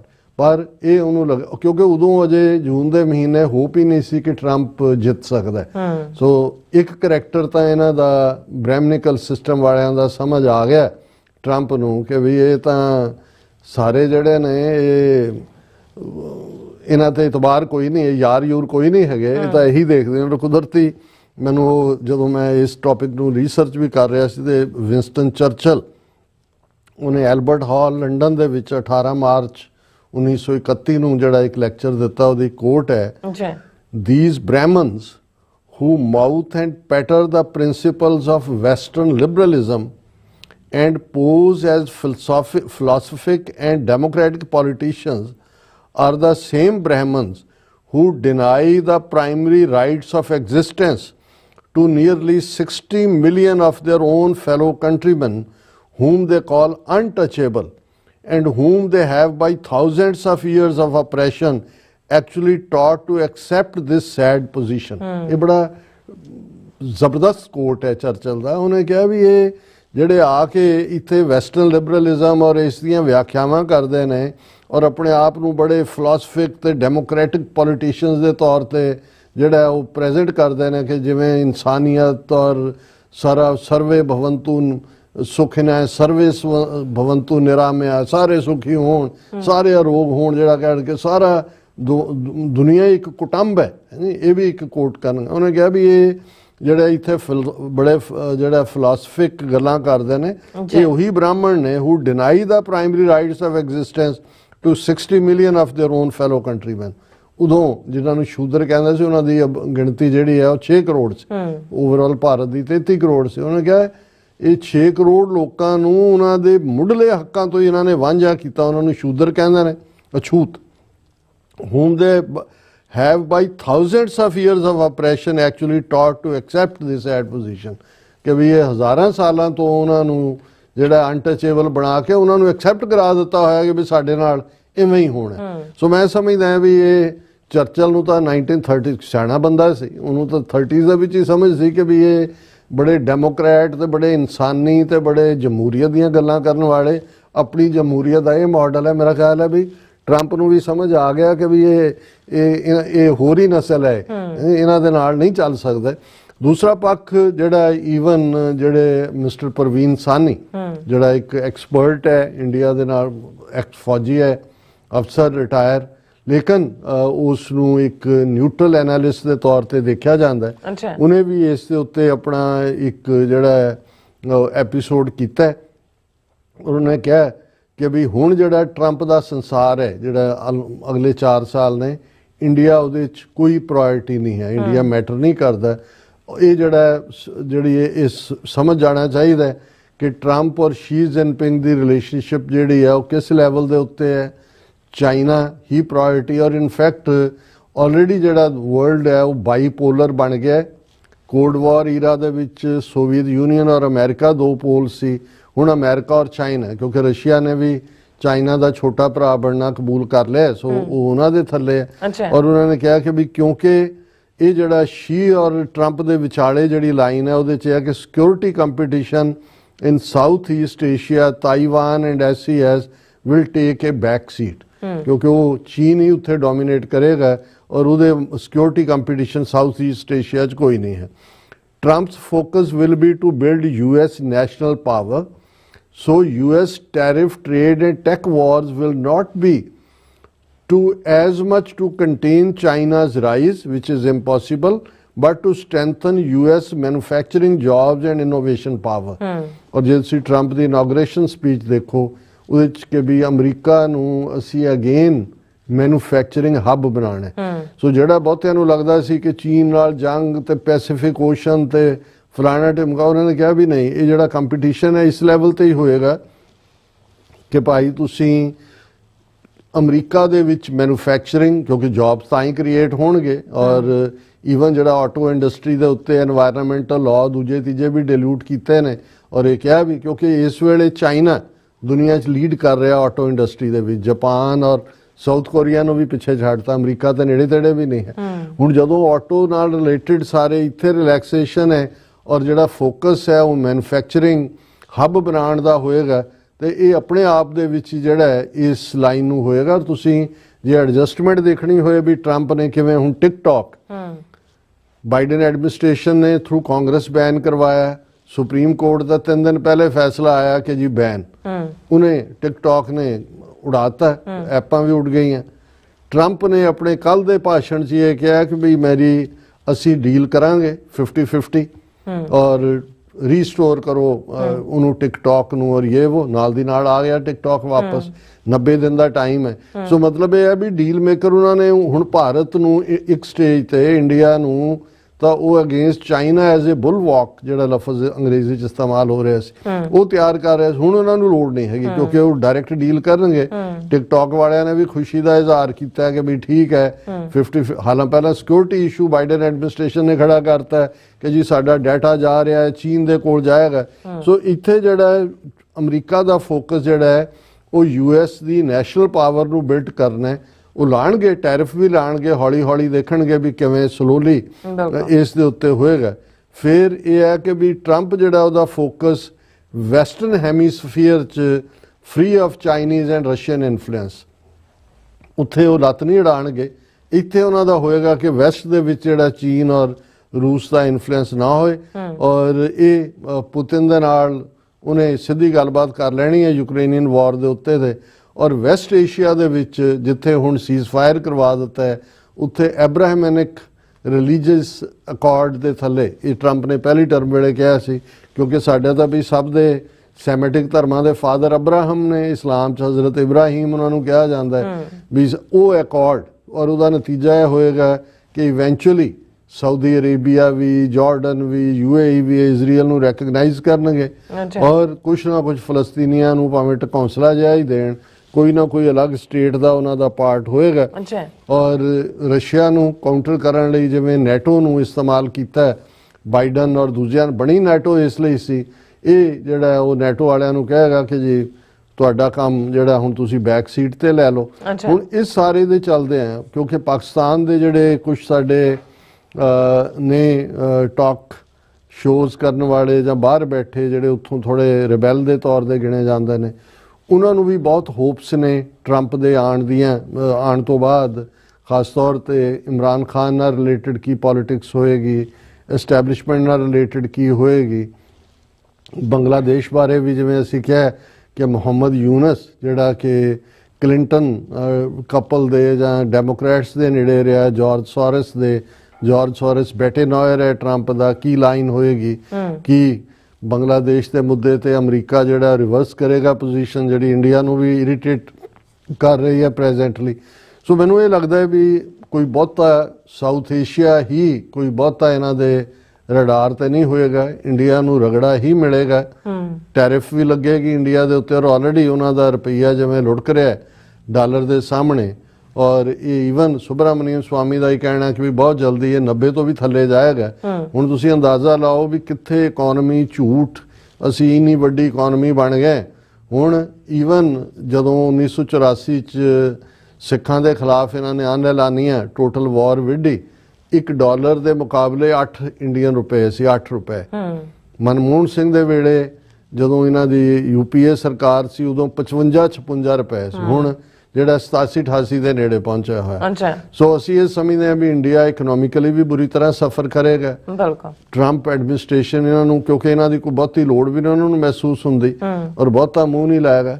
ਪਾਕਿਸਤਾਨ ਦੇ ਹਵਾਲੇ ਨਾਲ ਜਿਵੇਂ ਮੈਂ ਪਿਛਲੇ ਸੈਗਮੈਂਟ 'ਚ ਵੀ ਕਿਹਾ ਵੀ ਕੱਲ ਦੀ ਆਪਣੀ ਪ੍ਰੈਜ਼ੈਂਟੇਸ਼ਨ 'ਚ ਟਰੰਪ ਨੇ ਬਾਈਡਨ ਐਡਮਿਨਿਸਟ੍ਰੇਸ਼ਨ ਨੂੰ ਦੋਸ਼ ਦਿੱਤਾ ਸੀ ਕਿ ਤੁਸੀਂ ਅਫਗਾਨਿਸਤਾਨ 'ਚੋਂ ਫੌਜ ਕੱਢੀ, ਵੈਪਨ ਤੁਸੀਂ ਉੱਥੇ ਛੱਡ ਆਏ ਹੋ, ਔਰ ਤੁਸੀਂ ਉਹਨਾਂ ਨੂੰ ਅਫਗਾਨ ਗਵਰਨਮੈਂਟ ਨੂੰ ਪੈਸੇ ਦੇ ਰਹੇ ਹੋ, ਔਰ ਉਹ ਅਸੀਂ ਜਦੋਂ ਤੱਕ ਉਹ ਵੈਪਨ ਵਾਪਸ ਨਹੀਂ ਲੈਂਦੇ ਔਰ ਦੂਸਰਾ ਨਹੀਂ ਕਰਦੇ ਅਸੀਂ ਜਿਹੜਾ ਉਹਨਾਂ ਨੂੰ ਕੁਝ ਨਹੀਂ ਦਿਆ। ਇਹਦਾ ਮਤਲਬ ਇਹ ਹੈ ਕਿ ਇਹ ਵੀ ਪਾਕਿਸਤਾਨ ਦੀ ਫੇਵਰ ਦੀ ਗੱਲ ਹੈ, ਕਿਉਂਕਿ ਇੰਡੀਆ ਨੇ ਰਾਬਤਾ ਖੋਲ੍ਹਿਆ ਤਾਲਿਬਾਨ ਦੇ ਨਾਲ, ਤਾਲਿਬਾਨ ਸਰਕਾਰ ਦੇ ਨਾਲ।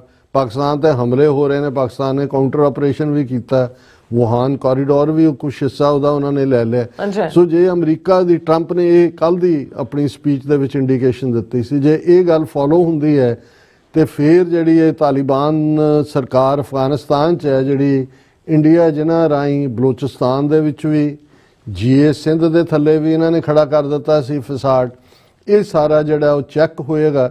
ਔਰ ਮੈਨੂੰ ਇਹ ਲੱਗਦਾ ਹੈ ਕਿ ਵੀ ਕਿਉਂਕਿ ਜਿਹੜੀ ਬਾਈਡਨ ਐਡਮਿਨਿਸਟ੍ਰੇਸ਼ਨ ਦੇ ਵੇਲੇ ਹੀ ਇਮਰਾਨ ਖਾਨ ਔਰ ਦੂਸਰਾ ਕ੍ਰਾਈਸਿਸ ਜਾਂ ਉਹਨਾਂ ਦਾ ਅੰਡਰ ਸੈਕਟਰੀ ਲੂ, ਜਿਸ ਦੇ ਉੱਤੇ ਇਮਰਾਨ ਖਾਨ ਨੇ ਇਲਜ਼ਾਮ ਲਾਇਆ ਕਿ ਵੀ ਮੇਰੀ ਸਰਕਾਰ ਨੂੰ ਜਿਹੜਾ ਹੈ ਟੋਪਲ ਕੀਤਾ ਜਾਂ ਅਦਰਵਾਈਜ਼ ਕੀਤਾ, ਮੇਰਾ ਖਿਆਲ ਹੈ ਕਿ ਵੀ ਕੋਈ ਨਾ ਕੋਈ ਮੀਡੀਏਸ਼ਨ ਦਾ ਰੋਲ ਟਰੰਪ ਐਡਮਿਨਿਸਟ੍ਰੇਸ਼ਨ ਨੇ ਜਿਹੜੇ ਉਸ ਖਿੱਤੇ ਦੇ ਵਿੱਚ ਜਿਵੇਂ ਰਿਚਰਡ ਔਰ ਦੂਸਰੇ ਨੂੰ ਲਾਇਆ।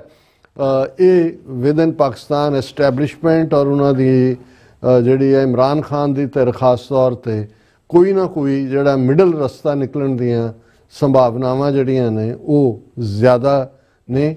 ਔਰ ਸਿੱਖ ਫੈਕਟਰ ਦੇ ਐਂਗਲ ਤੋਂ ਜਿਵੇਂ ਅਸੀਂ ਡਿਸਕਸ ਕਰ ਚੁੱਕੇ ਹਾਂ ਕਿ ਅਮਰੀਕਾ ਦੀ ਸੋਵਰਨਿਟੀ ਦੀ ਗੱਲ ਕੰਟਰੀਜ਼ ਦੀ ਹੋਈ, ਅਮਰੀਕਨ ਸੋਇਲ ਦੇ ਉੱਤੇ ਇਹ ਜਿਹੜੀਆਂ ਕਾਰਟੇਲਸ ਨੇ ਔਰ ਟੈਰਰਿਸਟ ਆਰਗੇਨਾਈਜੇਸ਼ਨ ਬਣਾਉਣ ਦੀ ਗੱਲ, 17s ਦਾ ਜਿਹੜਾ ਲਾਅ ਨੂੰ ਇਨਵੋਕ ਕਰਨ ਦੀ ਗੱਲ ਹੋਈ। ਸੋ ਮੈਨੂੰ ਇਹ ਲੱਗਦਾ ਹੈ ਵੀ ਇੰਡੀਆ ਦੇ ਕੋਲ ਮੋਦੀ ਦਾ ਚਿਹਰਾ ਪਹਿਲਾਂ ਹੀ ਸਾਹਮਣੇ ਆ ਗਿਆ ਵੀ ਇਹ ਕਿਸ ਕਿਸਮ ਦੇ ਨੇ, ਔਰ ਇਹ ਕਦੇ ਵੀ ਅਮਰੀਕਾ ਨੂੰ ਇਹ ਪਸੰਦ ਨਹੀਂ ਸੀ ਔਰ ਟਰੰਪ ਨੂੰ ਬਿਲਕੁਲ ਨਹੀਂ ਹੋਏਗਾ ਕਿ ਵੀ ਤੁਸੀਂ ਜਾ ਕੇ ਭਾਲੂ ਜੱਫੀਆਂ ਵੀ ਪੁੱਤੇ ਨਾਲ ਪਾ ਰਹੇ ਹੋ, ਉਹਨਾਂ ਦੇ ਆਇਲ ਨੂੰ ਲੈ ਕੇ ਕਈ ਗੁਣਾ ਜ਼ਿਆਦਾ ਰੀਪ੍ਰੋਸੈਸ ਕਰਕੇ ਯੂਰਪ 'ਚ ਵੇਚ ਕੇ ਤੁਸੀਂ ਰਸ਼ੀਆ ਦੇ ਖਿਲਾਫ ਸੈਂਕਸ਼ਨਸ ਨੂੰ ਵੀ ਜਿਹੜਾ ਉਹ ਇਨਫੈਕਟਿਵ ਕੀਤਾ। ਸੋ ਸਾਨੂੰ ਇਹ ਲੱਗਦਾ ਕਿ ਵੀ ਇਹ ਜਿਹੜਾ ਇਹਨਾਂ ਨੂੰ ਬਹੁਤੀਆਂ ਹੋਪ ਸੀ ਟਰੰਪ ਦਾ ਜਨਮ ਦਿਨ ਮਨਾ ਕੇ ਔਰ ਟਰੰਪ ਨੂੰ ਕੁਝ ਮਿਲੀਅਨ ਦੇ ਕੇ, ਉਹਨੇ ਵੀ ਕਹਿ ਦਿੱਤਾ I like Hindu, 2 million the check ਜੇਬ 'ਚ ਪਾਇਆ, ਉਹ ਗੱਲ ਜੀ ਬਣੀ ਨਹੀਂ। ਹੁਣ ਟਰੰਪ ਨੂੰ ਪੈਸੇ ਦੀ ਕੋਈ ਕਮੀ ਨਹੀਂ ਹੈ ਔਰ ਇਹਨਾਂ ਦਾ ਥੱਲਾ ਹੀ ਲੱਗੇਗਾ ਇੰਡੀਆ ਦਾ। ਜੀ ਡਾਕਟਰ ਸਾਹਿਬ ਤੁਹਾਡਾ ਬਹੁਤ ਬਹੁਤ ਧੰਨਵਾਦ। ਸੋ ਥੱਲੇ ਨੇ ਬ੍ਰੇਕ ਵਿਊਅਰਸ ਤੁਸੀਂ ਇਸੇ ਤਰ੍ਹਾਂ ਬੜੇ ਰਹਿਣਾ, ਮਿਲਦੇ ਆ ਛੋਟੇ ਜਿਹੇ ਬ੍ਰੇਕ ਤੋਂ ਬਾਅਦ।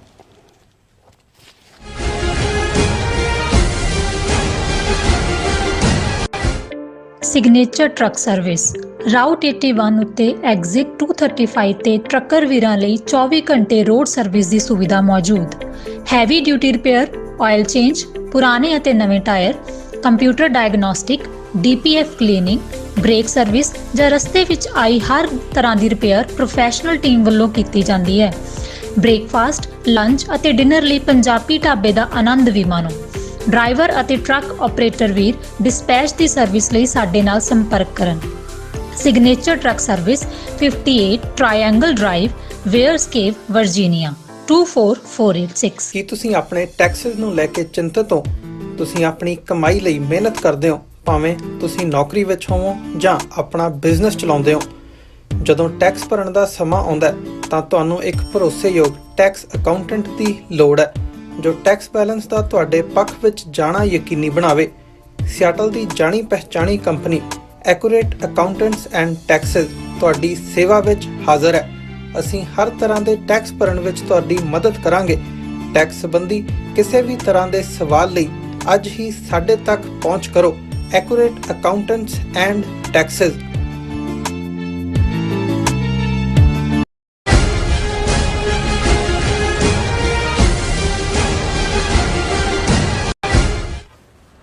Viewers welcome back to our programme. So viewers ਗੱਲਬਾਤ ਕਰਨ ਜਾ ਰਹੇ ਹਾਂ ਕਿ 2 ਦਸੰਬਰ ਨੂੰ ਅਕਾਲ ਤਖਤ ਸਾਹਿਬ ਦੀ ਫਸੀਲ ਤੋਂ ਦਿੱਤੇ ਫੈਸਲੇ ਨੂੰ ਅਣਗੌਲਿਆ ਕਰਦਿਆਂ ਸੁਖਬੀਰ ਬਾਦਲ ਨੇ ਆਪਣੇ ਪਿੰਡੋਂ ਅਕਾਲੀ ਦਲ ਦੀ ਭਰਤੀ ਮੁਹਿੰਮ ਦੀ ਮੈਂਬਰਸ਼ਿਪ ਸ਼ੁਰੂ ਕਰ ਦਿੱਤੀ ਹੈ ਔਰ ਇਸ ਮੁੱਦੇ ਤੇ ਅਕਾਲ ਤਖਤ ਦੇ ਜਥੇਦਾਰ ਨੇ ਅਜੇ ਤੱਕ ਮੂੰਹ ਬੰਦ ਰੱਖਿਆ ਹੋਇਆ ਹੈ ਔਰ ਇਹ ਸਭ ਸਿੱਖ ਪੰਥ ਦੀ ਅਧੋਗਤੀ ਦਰਸਾਉਂਦਾ ਹੈ। ਔਰ ਦੂਸਰੇ ਪਾਸੇ ਜਗਜੀਤ ਸਿੰਘ ਡੱਲੇਵਾਲ ਹੋਰਾਂ ਦੇ ਮਰਨ ਵਰਤ ਨੂੰ ਵੀ ਲਗਭਗ ਬੇਅਸਰ ਕਰ ਦਿੱਤਾ ਗਿਆ ਹੈ। ਇਹਨਾਂ ਮੁੱਦਿਆਂ ਦੀ ਗੱਲਬਾਤ ਕਰਨ ਜਾ ਰਹੇ ਹਾਂ। ਸੋ ਅਸੀਂ ਚਾਹਾਂਗੇ ਕਿ ਤੁਸੀਂ ਇਸੇ ਤਰ੍ਹਾਂ ਬਣੇ ਰਹਿਣਾ, ਦੇਖਣ ਸੁਣ ਲਿਆ ਲਿਖਣੀ ਤੁਹਾਡਾ ਸਭ ਦਾ ਬਹੁਤ ਬਹੁਤ ਧੰਨਵਾਦ। ਜੀ ਡਾਕਟਰ ਸਾਹਿਬ ਕੀ ਵਿਚਾਰਾਂ ਨੇ? ਦੇਖੋ, ਪੰਜਾਬੀ ਦਾ ਇਹ ਅਖਾਣ ਹੈ ਕਿ ਦੁਨੀਆ ਮੰਨਦੀ ਜ਼ੋਰਾਂ ਨੂੰ, ਕੋਈ ਪੁੱਛੇ ਨਾ ਕਮਜ਼ੋਰਾਂ ਨੂੰ। ਤੁਹਾਡੀ ਤਾਕਤ, ਤੁਹਾਡੀ ਯੂਨਿਟੀ, ਤੁਹਾਡਾ ਜ਼ੋਰ, ਤੁਹਾਡਾ ਰੁਤਬਾ, ਤੁਹਾਡਾ ਔ ਜਿਹੜਾ ਹੈ ਉਹ ਤੁਹਾਡੀ ਸਟਰੈਂਥ 'ਚੋਂ ਹੀ ਨਿਕਲਦਾ। ਔਰ ਇਹਦੇ 'ਚ ਕੋਈ ਸ਼ੱਕ ਨਹੀਂ ਕਿ ਇੱਕ ਜ਼ਮਾਨਾ ਸੀ ਜਦੋਂ ਅਕਾਲੀ ਦਲ ਦਾ ਪ੍ਰੈਜ਼ੀਡੈਂਟ ਜਾਂ ਈਵਨ ਸ਼੍ਰੋਮਣੀ ਕਮੇਟੀ ਦਾ ਪ੍ਰਧਾਨ ਕੋਈ ਬਿਆਨ ਦਿੰਦਾ ਸੀ ਤੇ ਦਿੱਲੀ ਦੇ ਵਿੱਚ ਉਹਨਾਂ ਦੇ ਜਿਹੜੇ ਫੋਰਨ ਜਿਹੜੇ ਐਕਸਪਰਟ ਨੇ ਉਹ ਇਕੱਠੇ ਹੋ ਕੇ ਬੈਠਦੇ ਸੀ ਕਿ ਵੀ ਇਸ ਦਾ ਕੀ ਇੰਪੈਕਟ ਹੋਏਗਾ, ਸਿੱਖ ਕੌਮ ਤੇ ਕੀ ਹੋਏਗਾ, ਇੰਟਰਨੈਸ਼ਨਲੀ ਕੀ ਹੋਏਗਾ। ਇੰਨੀ ਪਾਵਰਫੁਲ ਜਿਹੜੀ ਹੈ ਸਿੱਖਾਂ ਦੀ ਹੋਂਦ, ਕਿਉਂਕਿ ਇੱਕ ਗੱਲ ਇਹਨਾਂ ਨੂੰ ਬੜੀ ਕਲੀਅਰ ਸੀ ਇਹ 47 ਦੇ ਪੀਰੀਅਡ ਤੋਂ ਹੀ, ਜਦੋਂ ਉਹਨਾਂ ਨੇ ਸਿੱਖਾਂ ਨੂੰ ਕ੍ਰਿਮੀਨਲ ਟ੍ਰਾਈਬ ਐਲਾਨਣ ਵਾਲਾ ਸਰਕੂਲਰ 10 ਅਕਤੂਬਰ 1947 ਨੂੰ ਕੱਢਿਆ ਸੀ। ਤੇ ਇਹ ਜਿਹੜੇ ਨਹਿਰੂ ਵਰਗੇ ਲੋਕ ਜਿਹਨੇ ਜਿਹੜਾ ਉਹ ਦੁਨੀਆ ਦੀ ਹਿਸਟਰੀ, ਡਿਸਕਵਰੀ ਔਰ ਦੂਜੇ ਦੇ ਥੱਲੇ ਦੇਖਿਆ ਹੋਇਆ ਸੀ, ਵਿਦ ਇਨ ਇੰਡੀਅਨ ਕੰਟੈਕਸਟ ਉਹਨਾਂ ਨੂੰ ਪਤਾ ਸੀ ਕਿ ਵੀ ਦੋ ਕਰੰਟ ਨੇ ਜਿਹੜੇ ਜਿਨ੍ਹਾਂ ਨੇ ਦਿੱਲੀ ਸਿਸਟਮ ਨੂੰ ਚੈਲੰਜ ਕੀਤਾ, ਇੱਕ ਮਰਾਠੇ ਔਰ ਇੱਕ ਸਿੱਖ। ਅੱਛਾ। ਸੋ ਮਰਾਠਿਆਂ ਨੂੰ ਤਾਂ ਉਹਨਾਂ ਨੇ ਵੈਸੇ ਹੀ ਜਦੋਂ ਉਹਨਾਂ ਨੇ ਸੌਰਾਸ਼ਟਰਾ ਨੂੰ ਮਹਾਰਾਸ਼ਟਰਾ ਔਰ ਗੁਜਰਾਤ ਦੇ ਵਿੱਚ ਤੋੜਿਆ, ਉਹਨਾਂ ਦੀ ਈਗੋ ਨੂੰ ਤਾਂ ਉਹਨਾਂ ਨੇ ਉਦੋਂ ਹੀ ਪੱਠੇ ਪਾ ਦਿੱਤੇ ਕਿ ਵੀ ਇੱਕ ਪਾਸੇ ਭਾਰਤ ਰਾਸ਼ਟਰ ਹੈ ਤੇ ਉਹਨਾਂ ਨੂੰ ਇਹ ਨਾਂ ਰੱਖਣ ਦਾ ਹੱਕ ਦੇ ਦਿੱਤਾ ਕਿ ਮਹਾਰਾਸ਼ਟਰ, ਕਿ ਅਸੀਂ ਰਾਸ਼ਟਰ ਤੋਂ ਵੀ ਵੱਡੇ ਰਾਸ਼ਟਰ ਹੈ।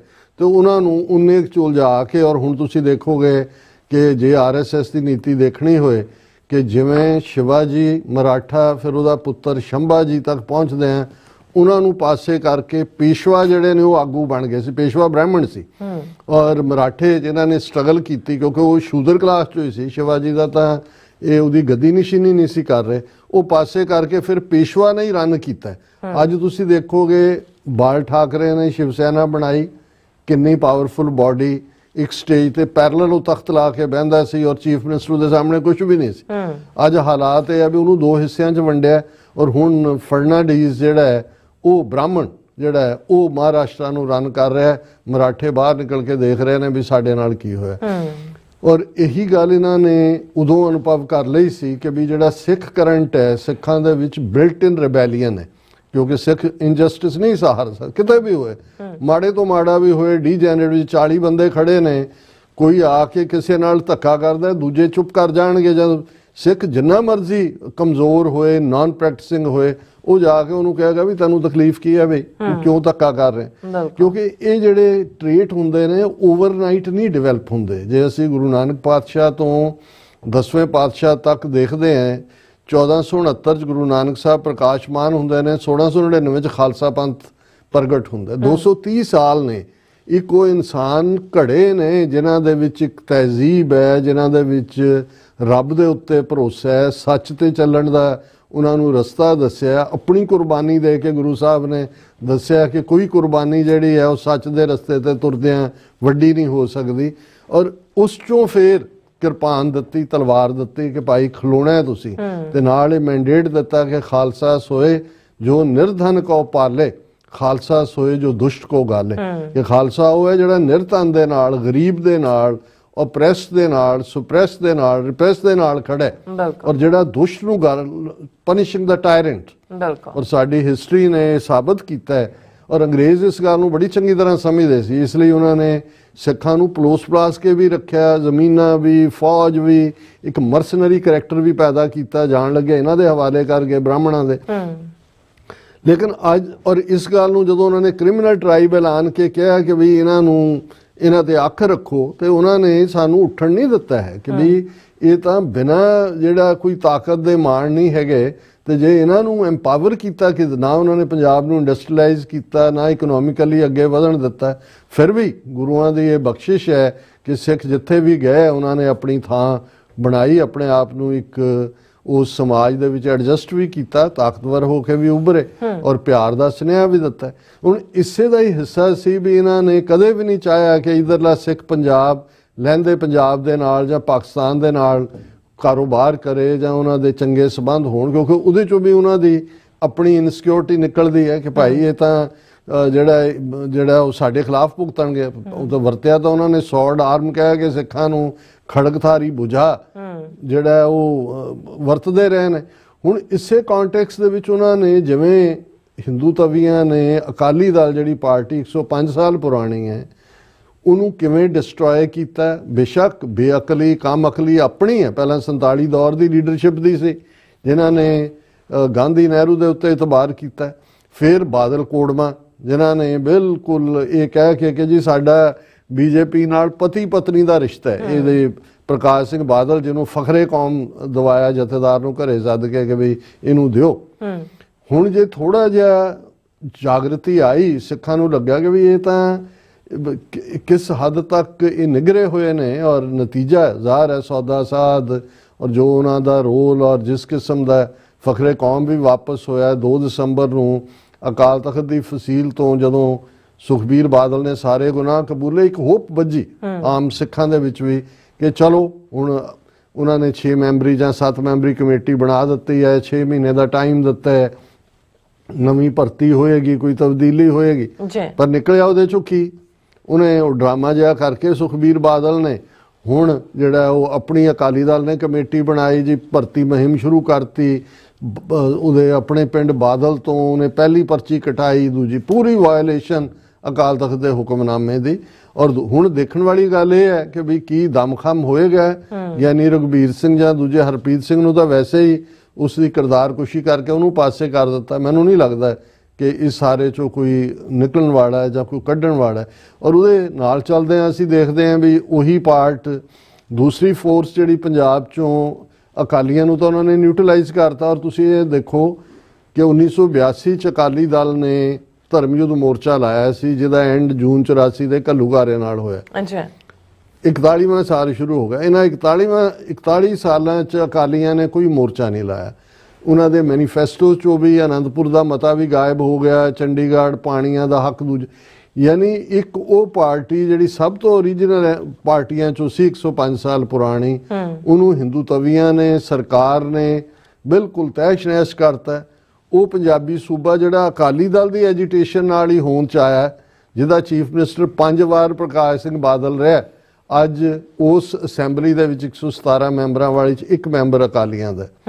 ਔਰ ਜਿਸ ਤੇਜ਼ੀ ਨਾਲ ਪੰਜਾਬ ਦਾ ਇਹ ਈਸਾਈਕਰਨ ਕਰ ਰਹੇ ਨੇ, ਉਹਨਾਂ ਨੂੰ ਪਤਾ ਹੈ ਵੀ ਇਹ ਜ਼ੁਲਮ ਦੇ ਖਿਲਾਫ ਸਿੱਖ ਹੀ ਲੜੇਗਾ। ਸਿੱਖ ਜਦੋਂ ਕਿਸੇ ਵੀ ਹੋਰ ਪਾਸੇ ਜਾਏਗਾ, ਹਿੰਦੂ ਬਣਨਾ ਨਹੀਂ ਹੈ ਉਹਨੇ, ਜੇ ਬਣੇਗਾ ਵੀ ਉਹ ਤਾਂ ਉਹਨਾਂ ਦਾ ਹੀ ਕੱਢ। ਉਹਨਾਂ ਨੇ ਕਿਹਾ ਜੀ ਇਹਨਾਂ ਚੋਂ ਕੱਢ ਲਓ, ਇਹ ਲੜਨ ਦਾ ਮਾਦਾ ਹੀ ਭਾਵੇਂ ਈਸਾਈ ਬਣਾ ਦਿਓ। ਔਰ ਸਭ ਤੋਂ ਜ਼ਿਆਦਾ ਜ਼ੋਰ ਤਰਨਤਾਰਨ ਔਰ ਗੁਰਦਾਸਪੁਰ ਬੈਲਟ ਦੇ ਵਿੱਚ, ਜਿੱਥੇ ਮਝੈਲਾਂ 'ਚ ਸਭ ਤੋਂ ਜ਼ਿਆਦਾ ਡਿਫਾਇੰਸ ਹੈ ਔਰ ਜਿੱਥੋਂ ਸਭ ਤੋਂ ਜ਼ਿਆਦਾ ਕਾਡਰ ਆਪਣੇ ਕੌਮੀ ਘਰ ਖਾਲਿਸਤਾਨ ਦੀ ਲੜਾਈ ਦੇ ਜੁਝਾਰੂ ਯੋਧੇ ਨਿਕਲੇ ਨੇ। ਜੋ ਤੁਸੀਂ ਇਹਨਾਂ ਦੇ ਬਿਹਾਈਂਡ, ਔਰ ਇਹ ਕੋਈ ਆਰਗੇਨਾਈਜ਼ਡ ਚਰਚ ਨਹੀਂ ਨੇ ਇਹਨਾਂ ਦੇ ਪਿੱਛੇ, ਇਹ ਜਿਹੜੇ ਜਿਸ ਕਿਸਮ ਦੇ ਲੋਕ ਖੜੇ ਕੀਤੇ ਹੋਏ ਨੇ ਉਹੀ ਧਨ ਦੇ ਨਾਲ ਪੈਸੇ ਜਿਹਨਾਂ ਨੂੰ ਜਦੋਂ ਮਰਜ਼ੀ ਥੱਲੇ ਸੁੱਟ ਲੈਣਗੇ।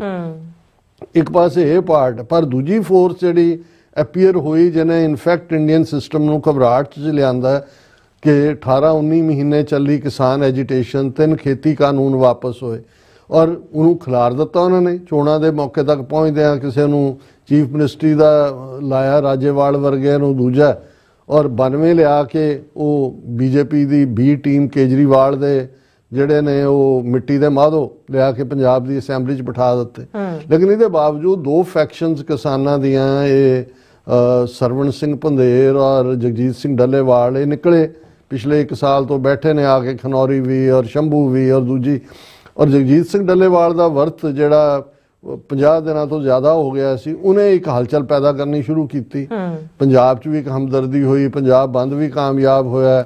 ਹਰਿਆਣੇ ਦੇ ਵੀ ਜਾਟਾਂ ਨੇ ਆ ਕੇ 10-11 ਨਾਲ ਬੈਠ ਕੇ ਵਰਤ ਦੇ ਉੱਤੇ ਇੱਕ ਦੂਜੇ ਵੀ ਹੋ ਗਏ।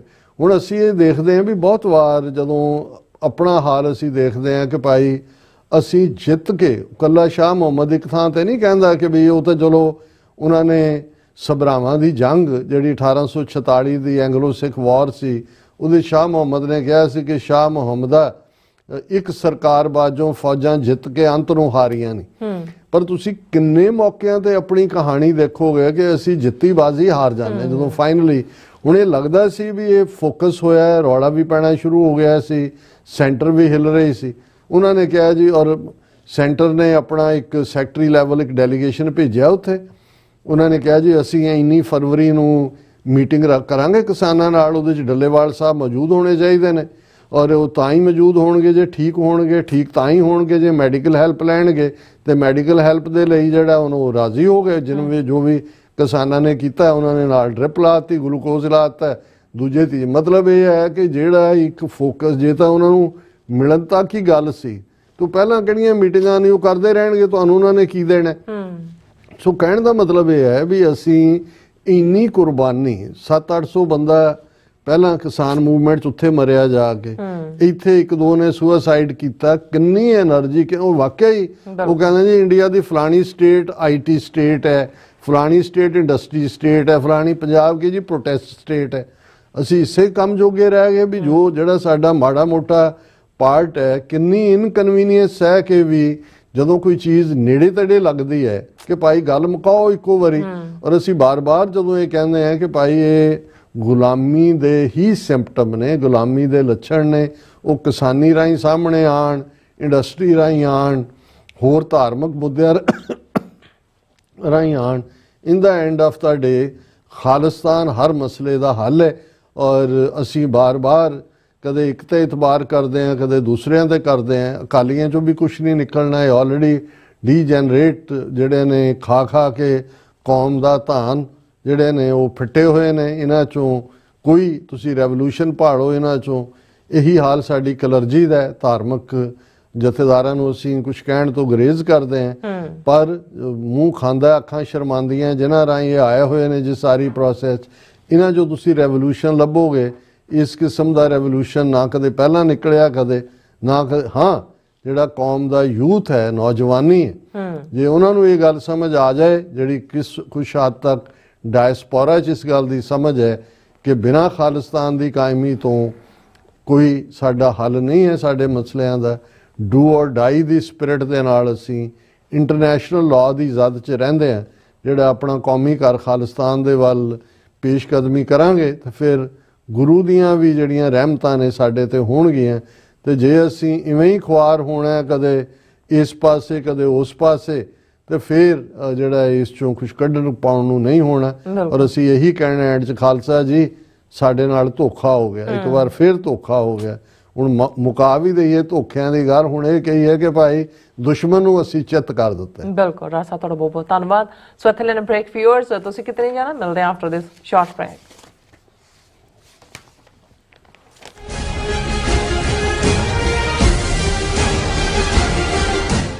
ਸਿਗਨੇਚਰ ਟਰੱਕ ਸਰਵਿਸ ਰਾਊਟ 81 ਉੱਤੇ ਐਗਜ਼ਿਟ 235 ਤੇ ਟਰੱਕਰ ਵੀਰਾਂ ਲਈ 24 ਘੰਟੇ ਰੋਡ ਸਰਵਿਸ ਦੀ ਸੁਵਿਧਾ ਮੌਜੂਦ।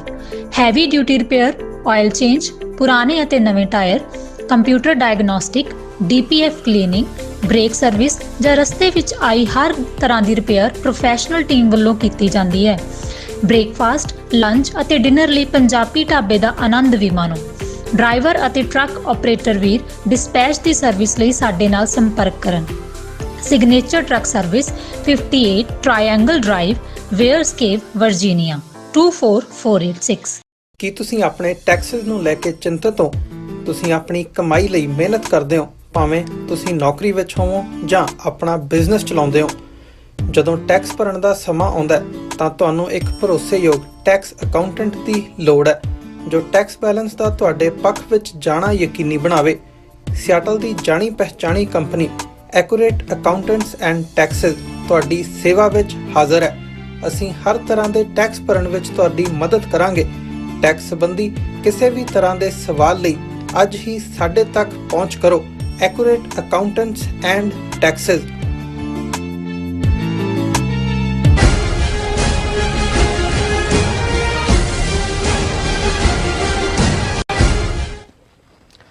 ਦਰਸ਼ਕੋ, ਬ੍ਰੇਕ ਤੋਂ ਬਾਅਦ ਤੁਹਾਡਾ ਸਭ ਫਿਰ ਦੁਬਾਰਾ ਸਵਾਗਤ ਹੈ। ਔਰ ਗੱਲਬਾਤ ਕਰਨ ਜਾ ਰਹੇ ਹਾਂ ਲਾਸਟ ਵਾਲੇ ਸੈਗਮੈਂਟ ਦੇ ਵਿੱਚ ਕਿ ਪਿਛਲੇ ਦਿਨੀ 13 ਅਪ੍ਰੈਲ 1978 ਦੇ ਅੰਮ੍ਰਿਤਸਰ ਸਾਕੇ ਦੇ ਸ਼ਹੀਦ ਭਾਈ ਫੌਜਾ ਸਿੰਘ ਹੋਰਾਂ ਦੀ ਸਿੰਘਣੀ ਬੀਬੀ ਅਮਰਜੀਤ ਕੌਰ ਜਿਹੜੇ ਉਹ ਚੜ੍ਹਾਈ ਕਰ ਗਏ ਸਨ। ਇਸ ਬਾਬਤ ਆਪਾਂ ਗੱਲਬਾਤ ਕਰਨ ਜਾ ਰਹੇ ਹਾਂ। ਔਰ ਨਾਲ ਹੀ ਸਾਡੇ ਬੜੇ ਹੀ ਪਿਆਰੇ ਸ਼ਾਇਰ ਵੀਰ ਭਾਈ ਸੰਤੋਖ ਸਿੰਘ ਭਾਊ ਜੀ ਹੋਰਾਂ ਦੀ ਜਿਹੜੀ ਇੱਕ ਨਜ਼ਮ ਹੈ ਜ਼ਿੰਦਗੀ ਦੀ ਹਕੀਕਤ ਵੀ ਸਾਂਝੀ ਕਰਨ ਜਾ ਰਹੇ ਹਾਂ। ਔਰ ਨਾਲ ਹੀ ਜਿਹੜੇ ਤੁਹਾਡੇ ਲਾਈਵ ਮੈਸੇਜ ਨੇ ਉਹ ਵੀ ਆਪਾਂ ਸਾਂਝੇ ਕਰਨ ਜਾ ਰਹੇ ਹਾਂ। ਸੋ ਅਸੀਂ ਚਾਹਾਂਗੇ ਤੁਸੀਂ ਇਸੇ ਤਰ੍ਹਾਂ ਬੜੇ ਰਹਿਣਾ, ਦੇਖਣ ਸੁਣਨੀ ਜਾਂ ਲਿਖਣ ਲਈ ਤੁਹਾਡਾ ਸਭ ਦਾ ਬਹੁਤ ਬਹੁਤ ਸ਼ੁਕਰੀਆ ਜੀ। ਡਾਕਟਰ ਸਾਹਿਬ ਕੀ ਕਹਿਣਾ ਚਾਹੋਗੇ? ਦੇਖੋ, ਪਿਛਲੇ ਦਿਨਾਂ 'ਚ ਜਦੋਂ ਇਹ ਖਬਰ ਆਈ ਅਸੀਂ ਵੀ ਪਾਸਿੰਗ ਰੈਫਰੈਂਸ ਦੇ ਵਿੱਚ ਉਹਨਾਂ ਦਾ ਜ਼ਿਕਰ ਕੀਤਾ ਸੀ ਕਿ ਬੀਬੀ ਅਮਰਜੀਤ ਕੌਰ ਜਿਹੜੇ ਸ਼ਹੀਦ ਭਾਈ ਫੌਜਾ ਸਿੰਘ ਦੀ ਸਿੰਘਣੀ ਸਾਹਿਬਾਂ ਸਨ ਕਿ ਉਹ ਚੜ੍ਹਾਈ ਕਰ ਗਏ। ਅੱਛਾ। ਕਿਉਂਕਿ ਮੈਨੂੰ ਵੀ ਉਹਨਾਂ ਬਾਰੇ ਕੋਈ ਬਹੁਤ ਜ਼ਿਆਦਾ ਇਲਮ ਨਹੀਂ ਸੀ, ਇੰਨਾ ਕੁ ਮੈਨੂੰ ਜ਼ਰੂਰ ਪਤਾ ਸੀ ਕਿ ਇੱਕ ਸਟੇਜ ਦੇ ਉੱਤੇ ਉਹਨਾਂ ਨੇ ਜਿੱਥੇ ਬੱਬਰ ਖਾਲਸਾ ਜਥੇਬੰਦੀ ਨੂੰ ਪੈਟਰਨਾਈਜ਼ ਕੀਤਾ, ਉੱਥੇ ਉਹਨਾਂ ਦਾ ਕੁਝ ਰੋਲ ਇੱਕ ਜ਼ਮਾਨੇ ਦੇ ਵਿੱਚ, ਕਿਉਂਕਿ ਸੰਤ ਪਿੰਡਾਂ ਵਾਲਿਆਂ ਦੇ ਖਿਲਾਫ ਲੌਂਗੋਵਾਲ ਅਕਾਲੀ ਦਲ ਜਾਂ ਇਹਨਾਂ ਦੇ ਲੀਡਰ ਬਾਦਲ ਦਲ ਦੇ ਇਹ ਵੀ ਆਪਣੀਆਂ ਸਾਜ਼ਿਸ਼ਾਂ ਕਰਦੇ ਸੀ ਕਿ ਬੀਬੀ ਅਮਰਜੀਤ ਕੌਰ ਉਹਨਾਂ ਨੂੰ ਵੀ ਕਿਸੇ ਸਟੇਜ 'ਤੇ ਸੰਤ ਪਿੰਡਾਂ ਵਾਲਿਆਂ ਦੀ ਖਿਲਾਫਤ ਕਰਨ ਲਈ ਵਰਤਿਆ ਗਿਆ ਸੀ। ਇਸ ਤੋਂ ਬਿਯੋਂਡ ਮੈਨੂੰ ਉਹਨਾਂ ਦਾ ਬਾਅਦ ਦੇ ਵਿੱਚ ਕੀ ਕਿਰਦਾਰ ਹੈ, ਇਹ ਜੂਨ 84 ਦੇ ਘੱਲੂਘਾਰੇ ਵੇਲੇ ਫੜੇ ਗਏ ਸੀ, ਬਾਅਦ ਦੇ ਵਿੱਚ ਉਹਨਾਂ ਦੀ ਰਿਲੀਜ਼ ਹੋਈ। ਔਰ ਇਸ ਦੇ ਉੱਤੇ ਸਾਡੇ ਵੀਰ ਡਾਕਟਰ ਗੁਰਵਿੰਦਰ ਸਿੰਘ ਧਾਲੀਵਾਲ ਉਹਨਾਂ ਨੇ ਸਾਨੂੰ ਸਰੀ ਤੋਂ ਇਹ ਲਿਖਿਆ। ਉਹਨਾਂ ਨੇ ਕਿਹਾ ਕਿ ਵੀ ਜਦੋਂ ਬੀਬੀ ਜੀ ਨੇ ਚੜ੍ਹਾਈ ਕੀਤੀ ਹੈ ਉਹਨਾਂ ਦਾ ਬਹੁਤ ਵੱਡਾ ਯੋਗਦਾਨ ਰਿਹਾ ਇਸ ਸੰਘਰਸ਼ ਦੇ ਵਿੱਚ, ਲੇਕਿਨ ਉਹਨਾਂ ਦੇ ਸੰਸਕਾਰ ਦੇ ਮੌਕੇ ਕਿਸੇ ਵੀ ਪੰਥਕ ਸ਼ਖਸੀਅਤ ਦਾ ਨਾ ਹੋਣਾ ਕੌਮ ਵਿੱਚ ਕਿਸੇ ਵੱਡੇ ਖਲਾਅ ਦਾ ਹੋਣਾ ਦਰਸਾਉਂਦਾ। ਫਿਰ ਉਹਨਾਂ ਨੇ ਕਿਹਾ ਕਿ ਵੀ ਉਹਨਾਂ ਨੇ ਜੀਵਨ ਪ੍ਰਯੰਤ ਆਪਣੇ ਆਪ ਨੂੰ ਕੌਮ ਪ੍ਰਤੀ ਸਮਰਪਿਤ ਰਹਿ ਕੇ ਜੀਵਨ ਗੁਜ਼ਾਰਿਆ। ਔਰ ਉਹਨਾਂ ਨੇ ਮੈਨੂੰ ਇਹ ਕਿਹਾ ਕਿ ਵੀ ਮੈਂ ਉਹਨਾਂ ਦੇ ਬਾਰੇ ਵੀ ਗੱਲ ਕਰਾਂ। ਸੋ ਮੈਨੂੰ ਲੱਗਿਆ ਕਿ ਵੀ ਡਾਕਟਰ ਸਾਹਿਬ ਦਾ ਬਿਲਕੁਲ ਇਹ ਠੀਕ ਜਿਹੜਾ ਹੈ ਉਹ ਸੁਝਾਅ ਹੈ, ਕਿਉਂਕਿ ਇਹ ਠੀਕ ਹੈ। ਸਾਡਾ ਕ੍ਰਾਈਟੇਰੀਆ ਹਮੇਸ਼ਾ ਤੋਂ ਹੀ ਜਦੋਂ ਅਸੀਂ ਗੱਲ ਕਰਦੇ ਹਾਂ ਕਿ ਗੁਰੂ ਸਾਹਿਬਾਨ ਨੇ ਸਾਨੂੰ ਹਦਾਇਤ ਕੀਤੀ ਹੋਈ ਹੈ, ਸਾਂਝ ਕੀਚੈ ਗੁਣਾ ਘੇਰੀ ਛੋੜ ਅਵਗੁਣ ਚੱਲੀਏ। ਔਰ ਜਿਹਦਾ ਵੀ ਜਿੱਥੇ ਵੀ ਜੋ ਯੋਗਦਾਨ ਹੈ ਇਹਦੇ 'ਚ ਕੋਈ ਸ਼ੱਕ ਨਹੀਂ ਹੈ ਕਿ ਸ਼ਹੀਦ ਭਾਈ ਫੌਜਾ ਸਿੰਘ ਬਹੁਤ ਵੱਡਾ ਕਿਰਦਾਰ ਹੈ, ਬਹੁਤ ਵੱਡਾ ਨਾਇਕ ਨੇ, ਬਹੁਤ ਵੱਡੇ ਉਹਨਾਂ ਦੇ ਨਾਲ ਬੇਸ਼ੱਕ ਜੂਨ 84 ਘੱਲੂਘਾਰੇ ਤੋਂ ਜਿਹੜਾ ਫਾਈਨਲ ਵਾਟਰਸ਼ੈਡ ਇੰਡੀਅਨ ਸਟੇਟ ਔਰ ਸਿੱਖ ਕੌਮ ਦੀ ਰਿਲੇਸ਼ਨਸ਼ਿਪ ਦੀ ਹੁੰਦੀ ਹੈ, ਪਰ ਇਸ ਦਾ ਆਗਾਜ਼ ਸ਼ਹੀਦ ਭਾਈ ਫੌਜਾ ਸਿੰਘ ਔਰ ਉਹਨਾਂ ਦੇ 12 ਹੋਰ ਸਾਥੀ ਸਿੰਘਾਂ ਨੇ ਜਦੋਂ ਨਰਕਧਾਰੀਆਂ ਨੂੰ ਚੈਲੰਜ ਕੀਤਾ। ਅੰਮ੍ਰਿਤਸਰ ਸ਼ਹਿਰ ਖਾਲਸਾ ਸਾਜਨਾ ਦਿਵਸ, ਬਾਦਲਾਂ ਦੀ ਸਰਕਾਰ, ਔਰ ਜਦੋਂ ਅਸੀਂ ਗੱਲਬਾਤ ਕਰ ਰਹੇ ਹਾਂ ਸਾਡੇ ਵੀਰ ਸਰ ਅਨੂਪ ਸਿੰਘ ਯੂਕੇ, ਉਹਨਾਂ ਨੂੰ ਮੈਂ ਬੇਨਤੀ ਕੀਤੀ ਕਿ ਕੁਝ ਪਿਕਚਰ ਸਾਨੂੰ ਭੇਜੋ ਉਹਨਾਂ ਦੇ ਰਾਹੀਂ ਵੀ, ਔਰ ਕੁਝ ਜਿਹੜੀਆਂ ਮੈਂ ਸੋਸ਼ਲ ਮੀਡੀਆ ਤੋਂ ਵੀ ਲੈ ਸਕਿਆ। ਔਰ ਇਸ ਸਾਰੇ ਦੇ ਚੱਲਦਿਆਂ ਜਿਵੇਂ ਉਹਨਾਂ ਨੇ ਸ਼ਹਾਦਤ ਦਾ ਜਾਮ ਪੀਤਾ, ਇੱਕ ਬਹੁਤ ਵੱਡੀ ਇਹ ਚੇਤਨਾ ਔਰ ਇੱਕ ਗੇਮ ਚੇਂਜਰ ਗੱਲ ਬਣੀ ਪਹਿਲਾਂ। ਔਰ ਜਿਵੇਂ ਭਾਰਤੀ ਹਕੂਮਤ, ਭਾਰਤੀ ਮੀਡੀਆ, ਆਪਣੇ ਆਪ ਨੂੰ ਸੈਕੂਲਰ ਕਹਿਣ ਵਾਲੇ ਲੋਕ ਨਰਕਧਾਰੀਆਂ ਦੇ ਪਿੱਛੇ ਖਲੋਤੇ, ਜਿਵੇਂ ਉਹਨਾਂ ਦੇ ਜੁਡੀਸ਼ੀਅਲ ਸਿਸਟਮ ਨੇ ਸਾਰਿਆਂ ਨੂੰ ਬਰੀ ਕੀਤਾ। ਰਾਦਰ ਜਿਹੜੇ ਪੀਸਫੁਲ ਪ੍ਰੋਟੈਸਟ ਕਰਨ ਗਏ ਸੀ ਭਾਈ ਫੌਜਾ ਸਿੰਘ ਔਰ ਸਾਥੀ ਸਿੰਘ, ਕਿਉਂਕਿ 13 ਸਿੰਘ ਸ਼ਹੀਦ ਹੋਏ, 3 ਦਰਜਨ ਤੋਂ ਜ਼ਿਆਦਾ ਜ਼ਖਮੀ ਹੋਏ। ਹੁਣ ਇਹ ਇੱਕ ਬਹੁਤ ਵੱਡਾ ਚੈਲੰਜ ਸੀ। ਔਰ ਸੰਤ ਜਰਨੈਲ ਸਿੰਘ ਖਾਲਸਾ ਪਿੰਡਾਂ ਵਾਲੇ ਸਟੇਜ ਦੇ ਉੱਤੇ ਉਭਰੇ ਮਜ਼ਬੂਤੀ ਦੇ ਨਾਲ। ਔਰ ਮੁੱਢਲੇ ਦਿਨਾਂ 'ਚ ਇਹ ਵੀ ਇੱਕ ਜਿਹੜਾ ਇੱਕ ਬਿਗਨਿੰਗ ਸੀ, ਕਿਉਂਕਿ ਲੌਂਗੋਵਾਲ ਅਕਾਲੀ ਦਲ ਔਰ ਦੂਜੇ ਘਬਰਾ ਰਹੇ ਸੀ, ਉਹਨਾਂ ਨੂੰ ਵੀ ਕੋਈ ਨਾ ਕੋਈ ਆੜ ਚਾਹੀਦੀ ਸੀ। ਔਰ ਜਿਹੜੇ ਮਤਭੇਦ ਵੀ ਪੈਦਾ ਹੋਏ ਇੱਕ ਸਟੇਜ ਤੇ ਟਕਸਾਲ ਔਰ ਬੱਬਰ ਖਾਲਸਾ ਦੇ ਵਿਚਾਲੇ ਜਾਂ ਕੀਰਤਨੀ ਜੱਥਿਆਂ ਵਿਚਾਲੇ, ਉਹਦੇ 'ਚ ਇਹਨਾਂ ਦਾ ਲੌਂਗੋਵਾਲੀਆਂ ਦਾ ਜਾਂ ਬਾਦਲਾਈਟਸ ਦਾ ਬਹੁਤ ਵੱਡਾ ਰੋਲ ਸੀ। ਇਹ ਵੱਖਰੀ ਕਹਾਣੀ ਹੈ ਕਿ ਜੁਝਾਰੂ ਲਹਿਰ ਦੇ ਵੇਲੇ ਫਿਰ ਭਾਈ ਅਨੋਖ ਸਿੰਘ ਬੱਬਰ ਜਿਹੜੀ ਬੜੀ ਯੂਨੀਕ ਸ਼ਖਸੀਅਤ ਸੀ, ਉਹਨਾਂ ਨੇ ਇੱਕ ਕੜੀ ਦਾ ਕੰਮ ਕੀਤਾ। ਔਰ ਜਦੋਂ ਅਸੀਂ 4 ਜੁਝਾਰੂ ਜਥੇਬੰਦੀਆਂ ਦੀ ਸੰਘਰਸ਼ ਦੇਣ ਦੀ ਗੱਲ ਕਰਦੇ ਹਾਂ ਤਾਂ ਉਸ ਦੇ ਵਿੱਚ ਬੱਬਰ ਖਾਲਸਾ ਇੰਟਰਨੈਸ਼ਨਲ ਵੀ, Khalistan commando force, Khalistan liberation force, ਪਿੰਡਾਂ ਵਾਲੇ ਟਾਈਗਰ ਫੋਰਸ ਆਫ ਖਾਲਿਸਤਾਨ ਦੇ ਨਾਲ ਚੌਥੀ ਜਿਹੜੀ ਹੈ ਪ੍ਰਮੁੱਖ ਜਥੇਬੰਦੀ ਸੀ। ਬੀਬੀ ਅਮਰਜੀਤ ਕੌਰ ਜਿਨ੍ਹਾਂ ਨੇ ਪਿੱਛੇ ਜਿਹੜਾ ਉਹਨਾਂ ਦਾ ਮੈਨੂੰ ਨਹੀਂ ਸੀ ਪਤਾ ਕਿ ਵੀ ਉਹ ਇੱਕ ਭਾਈ ਫੌਜਾ ਸਿੰਘ ਚੈਰੀਟੇਬਲ ਸੁਸਾਇਟੀ ਦੇ ਥੱਲੇ ਇੱਕ ਟਰਸਟ ਚਲਾ ਰਹੇ ਸੀ, ਜਿੱਥੇ ਕਿ ਬਹੁਤ ਸਾਰੇ ਜੁਝਾਰੂਆਂ ਦੇ ਬੱਚੇ ਬੱਚੀਆਂ ਜਾਂ ਜਿਹੜੇ ਸ਼ਹੀਦ ਸਿੰਘ ਨੇ ਉਹਨਾਂ ਦੀ ਪਰਵਰਿਸ਼ ਜਾਂ ਟੇਕ ਕੇਅਰ ਉਹਨਾਂ ਨੇ ਕੀਤੀ। ਔਰ ਉਹਨਾਂ ਦੀ ਜਿਹੜਾ ਜਦੋਂ ਉਹਨਾਂ ਨੇ ਚੜ੍ਹਾਈ ਕੀਤੀ ਹੈ, ਦਰਬਾਰ ਸਾਹਿਬ ਦੇ ਗ੍ਰੰਥੀ ਜਿਹੜੇ ਨੇ ਗਿਆਨੀ ਬਲਜੀਤ ਸਿੰਘ, ਉਹਨਾਂ ਨੇ ਜਪਜੀ ਸਾਹਿਬ ਦਾ ਪਾਠ ਕੀਤਾ। ਔਰ ਉੱਥੋਂ ਹੀ ਅਰਦਾਸੀਏ ਭਾਈ ਗੁਰਸੇਵਕ ਸਿੰਘ ਦਰਬਾਰ ਸਾਹਿਬ ਦੇ, ਉਹਨਾਂ ਨੇ ਉਹਨਾਂ ਦੇ ਲਈ ਅਰਦਾਸ ਕੀਤੀ।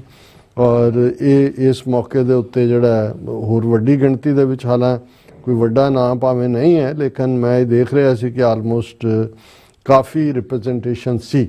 ਔਰ ਉਹਨਾਂ ਦੀ ਬੀਬੀ ਜੀ ਦੀ ਦੇਣ ਕੀ ਹੈ ਕੌਮ ਦੇ ਲਈ, ਜਾਂ ਉਹਨਾਂ ਨੇ ਕਿਵੇਂ ਪਤੀ ਦੀ ਸ਼ਹਾਦਤ ਤੋਂ ਬਾਅਦ ਆਪਣਾ ਕੀ ਰੋਲ ਅਦਾ ਕੀਤਾ, ਇਸ ਦੇ ਉੱਤੇ ਸਾਡੇ ਵੀਰ ਗੁਰਜੀਤ ਸਿੰਘ ਖਾਲਸਾ ਐਡਮਿੰਟਨ ਤੋਂ ਨੇ, ਐਲਬਰਟਾ ਤੋਂ, ਉਹਨਾਂ ਦੀ ਇੱਕ ਨਜ਼ਮ ਮੇਰੀਆਂ ਨਜ਼ਰਾਂ 'ਚੋਂ ਗੁਜ਼ਰੀ ਔਰ ਮੈਨੂੰ ਲੱਗਾ ਵੀ ਇਹ ਇੱਕ ਟ੍ਰਿਬਿਊਟ ਹੈ। ਔਰ ਉਸ ਤੋਂ ਬਾਅਦ ਅਸੀਂ ਭਾਈ ਸੰਤੋਖ ਸਿੰਘ ਭਾਊ ਜੀ ਜਿਨ੍ਹਾਂ ਦੀਆਂ ਨਜ਼ਮਾਂ ਅਸੀਂ ਸ਼ੇਅਰ ਕਰਦੇ ਹਾਂ, ਉਹਨਾਂ ਦੀ ਇੱਕ ਨਜ਼ਮ ਭਾਵੇਂ ਉਹਨਾਂ ਤੋਂ ਪਹਿਲਾਂ ਉਹਨਾਂ ਨੇ ਭੇਜੀ ਹੋਈ ਹੈ, ਪਰ ਮੈਨੂੰ ਇਹ ਲੱਗਾ ਵੀ ਜ਼ਿੰਦਗੀ ਦੀ ਹਕੀਕਤ ਤੁਰ ਜਾਣ ਦੀ ਜਿਵੇਂ ਉਹਨਾਂ ਨੇ ਬਿਆਨੀ ਹੈ ਉਹ ਵੀ ਅਸੀਂ ਸ਼ੇਅਰ ਕਰਾਂਗੇ। ਔਰ ਇਹ ਉਹਨਾਂ ਨੇ ਜਿਹੜੀ ਹੈ ਅਰਪਣ ਕੀਤੀ ਹੈ ਨਜ਼ਮ ਰੰਗ ਰਤੜੀ ਰੂਹ ਬੀਬੀ ਅਮਰਜੀਤ ਕੌਰ ਜੀ ਦੀ ਅਥਾਹ ਕਰੜੀ ਪੰਥਕ ਕਾਲ ਨੂੰ। ਹਰ ਹਰ ਬਾਣੀ ਕੀਰਤਨ ਸਿਮਰਨ ਆਠ ਪਹਿਰ ਪ੍ਰਭ ਗਾਇਆ, ਪਤੀ ਸ਼ਹੀਦ ਭਾਈ ਫੌਜਾ ਸਿੰਘ ਦਾ ਡਟ ਕੇ ਸਾਥ ਨਿਭਾਇਆ, ਕੁਰਬਾਨੀ ਦੇ ਰਾਹ ਤੇ ਟੁਰ ਕੇ ਤਨ ਮਨ ਘੋਲ ਘੁਮਾਇਆ, ਪੰਥ ਦੀ ਖਾਤਰ ਜਿਉਣਾ ਮਰਨਾ ਕੀਤਾ ਬਚਨ ਨਿਭਾਇਆ, ਗੁਰਮਤ ਵਿੱਚ ਪਰਪੱਕ ਸੀ ਜੀਵਨ ਕਰੜੀ ਘਾਲ ਕਮਾਈ, ਪੰਜਾਂ ਸਿੰਘਾਂ ਹਰ ਨਾਮ ਦ੍ਰਿੜਾਇਆ ਰਹਿਤ ਵਿਵੇਕ ਰਖਾਈ, ਹਰ ਹਰ ਬਾਣੀ ਕੀਰਤਨ ਸਿਮਰਨ ਆਠ ਪੈਰ ਪ੍ਰਭ ਗਾਇਆ, ਪੰਥ ਦੀ ਖਾਤਰ ਜਿਉਣਾ ਮਰਨਾ ਕੀਤਾ ਬਚਨ ਨਿਭਾਇਆ, ਅਖੰਡ ਕੀਰਤਨ ਅਖਾੜੇ ਸਜਦੇ ਅੰਮ੍ਰਿਤ ਲਹਿਰ ਚਲਾਈ, ਖਾਲਸਾ ਫਾਰਮ ਕੇਂਦਰ ਬਣਾਇਆ ਬਖਸ਼ੀ ਗੁਰ ਵਡਿਆਈ, ਹਰ ਹਰ ਬਾਣੀ ਕੀਰਤਨ ਸਿਮਰਨ ਆਠ ਪਹਿਰ ਪ੍ਰਭ ਗਾਇਆ, ਪੰਥ ਦੀ ਖਾਤਰ ਜਿਉਣਾ ਮਰਨਾ ਕੀਤਾ ਬਚਨ ਨਿਭਾਇਆ,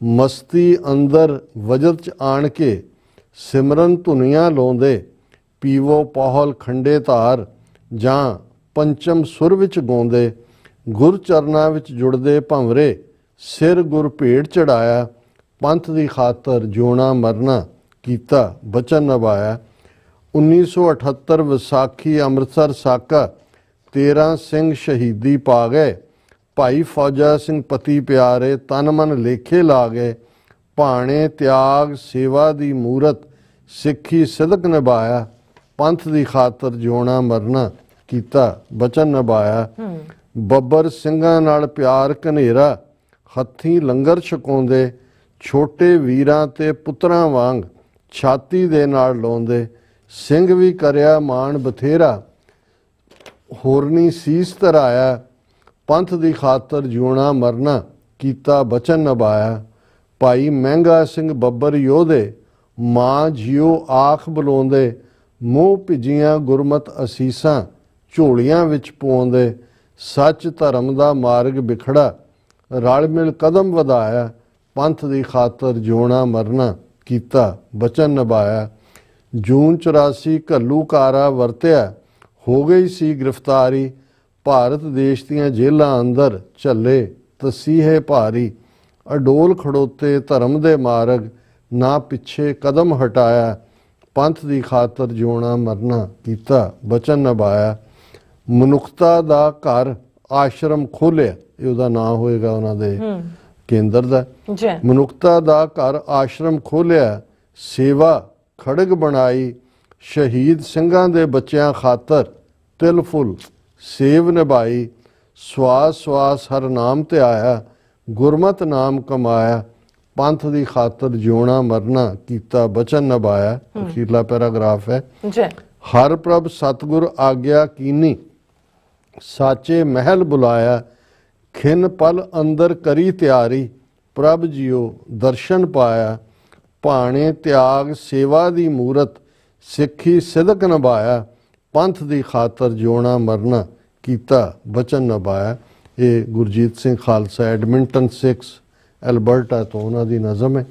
ਔਰ ਅਸੀਂ ਹੁਣ ਕਨਕਲੂਜਨ ਦੇ ਵਿੱਚ ਪਾਉ ਸੰਤੋਖ ਸਿੰਘ ਜੀ ਉਹਨਾਂ ਦੀ ਨਜ਼ਮ ਸਾਂਝੀ ਕਰਦੇ ਹਾਂ। ਹਕੀਕਤ ਕਰਕੇ ਜੱਗ ਨੂੰ ਜਿੱਤਣ ਦੇ ਬੜੇ ਦਾਅਵੇ, ਕਿਲੇ ਖਾਲੀ ਕਰ ਸਿਕੰਦਰ ਸ਼ਾਹ ਤੁਰ ਗਏ, ਜ਼ੁਲਮ ਢਾ ਕੇ ਭਰੀਆਂ ਤਜੌਰੀਆਂ ਨੂੰ ਬਾਹਰ ਕਫਨ ਤੋਂ ਹੱਥ ਖਲਾਰ ਤੁਰ ਗਏ, ਜੇਲੀ ਡੱਕ ਸੱਚ ਨੂੰ ਲਾ ਫਾਂਸੀ, ਕਈ ਕੁਫਰ ਦਾ ਰਾਜ ਚਲਾ ਤੁਰ ਗਏ, ਚੰਗਾ ਖਾ ਕੇ ਮੰਦਾ ਕਈ ਬੋਲਦੇ ਰਹੇ, ਬਹੁਤੇ ਅਚਾਰ ਨਾਲ ਬੁੱਤਾ ਲਾ ਤੁਰ ਗਏ, ਕਈ ਸਾਧ ਪਖੰਡੀ ਲਿਬਾਸ ਪਾ ਕੇ ਚੇਲੇ ਚੇਲੀਆਂ ਨੂੰ ਪਿੱਛੇ ਲਾ ਤੁਰ ਗਏ, ਦੂਜੇ ਧਰਮਾਂ ਦੇ ਸਥਾਨ ਢਾ ਇੱਥੇ ਮੰਦਰ ਆਪਣੇ ਕਈ ਬਣਾ ਤੁਰ ਗਏ, ਕਈਆਂ ਕਿਰਤ ਕਮਾਈ ਦਾ ਹਲ ਵਾਇਆ, ਵਿਰਲੇ ਬਹਿ ਕੇ ਮੌਜਾਂ ਮਾਣ ਤੁਰ ਗਏ, ਬਹੁਤੇ ਠੇਲਿਆਂ ਤੇ ਭਾਰ ਖਿੱਚਦੇ ਰਹੇ, ਕਈ ਜਹਾਜ਼ਾਂ ਤੇ ਮੌਜਾਂ ਮਾਣ ਤੁਰ ਗਏ, ਬਾਤਾਂ ਰੱਬ ਦੀਆਂ ਵਿਰਲੇ ਦੱਸਦੇ ਸੀ, ਬੁੱਲੇ ਸ਼ਾਹ ਵਰਗੇ ਕਾਫੀਆਂ ਗਾ ਤੁਰ ਗਏ, ਆਦ ਸੱਚ ਜੁਗਾਦ ਸੱਚ ਰੱਬ ਰਹਿਣਾ, ਵਿਰਲੇ ਸੱਚ ਦੀ ਗੱਲ ਸੁਣ ਤੁਰ ਗਏ, ਭਾਊ ਅਸਾਂ ਵੀ ਬੂਏ ਭੇੜ ਜਾਣੇ, ਸਾਡੇ ਵਰਗੇ ਕਈ ਛੱਡ ਜਹਾਨ ਤੁਰ ਗਏ। ਸੋ ਬਹੁਤ ਖੂਬਸੂਰਤ ਨਜ਼ਮ, ਤੇ ਮੈਨੂੰ ਲੱਗਾ ਕਿ ਜਿੱਥੇ ਹਰ ਇੱਕ ਨੇ ਤੁਰ ਜਾਣਾ, ਕਿਸੇ ਦਾ ਜੀਵਨ ਸਫਲ ਹੈ। ਜਿਨ੍ਹਾਂ ਪ੍ਰਥਾਏ ਭਾਈ ਗੁਰਦਾਸ ਜੀ ਨੇ ਫਰਮਾਇਆ ਕਿ ਗੁਰਮੁਖ ਜਨਮ ਸਵਾਰ ਦਰਗਾਹ ਚੱਲਿਆ, ਸੱਚੀ ਦਰਗਾਹ ਜਾਏ ਸੱਚਾ ਪਿੜ ਮੱਲਿਆ। ਜੀ ਡਾਕਟਰ ਸਾਹਿਬ ਤੁਹਾਡਾ ਬਹੁਤ ਬਹੁਤ ਸ਼ੁਕਰੀਆ। ਸੋ ਹੁਣ ਆਪਾਂ ਆਪਣੇ ਜਿਹੜੇ ਵਿਊਜ਼ ਪੈਸਨ ਨੇ ਉਹ ਲੈਣ ਜਾ ਰਹੇ ਹਾਂ।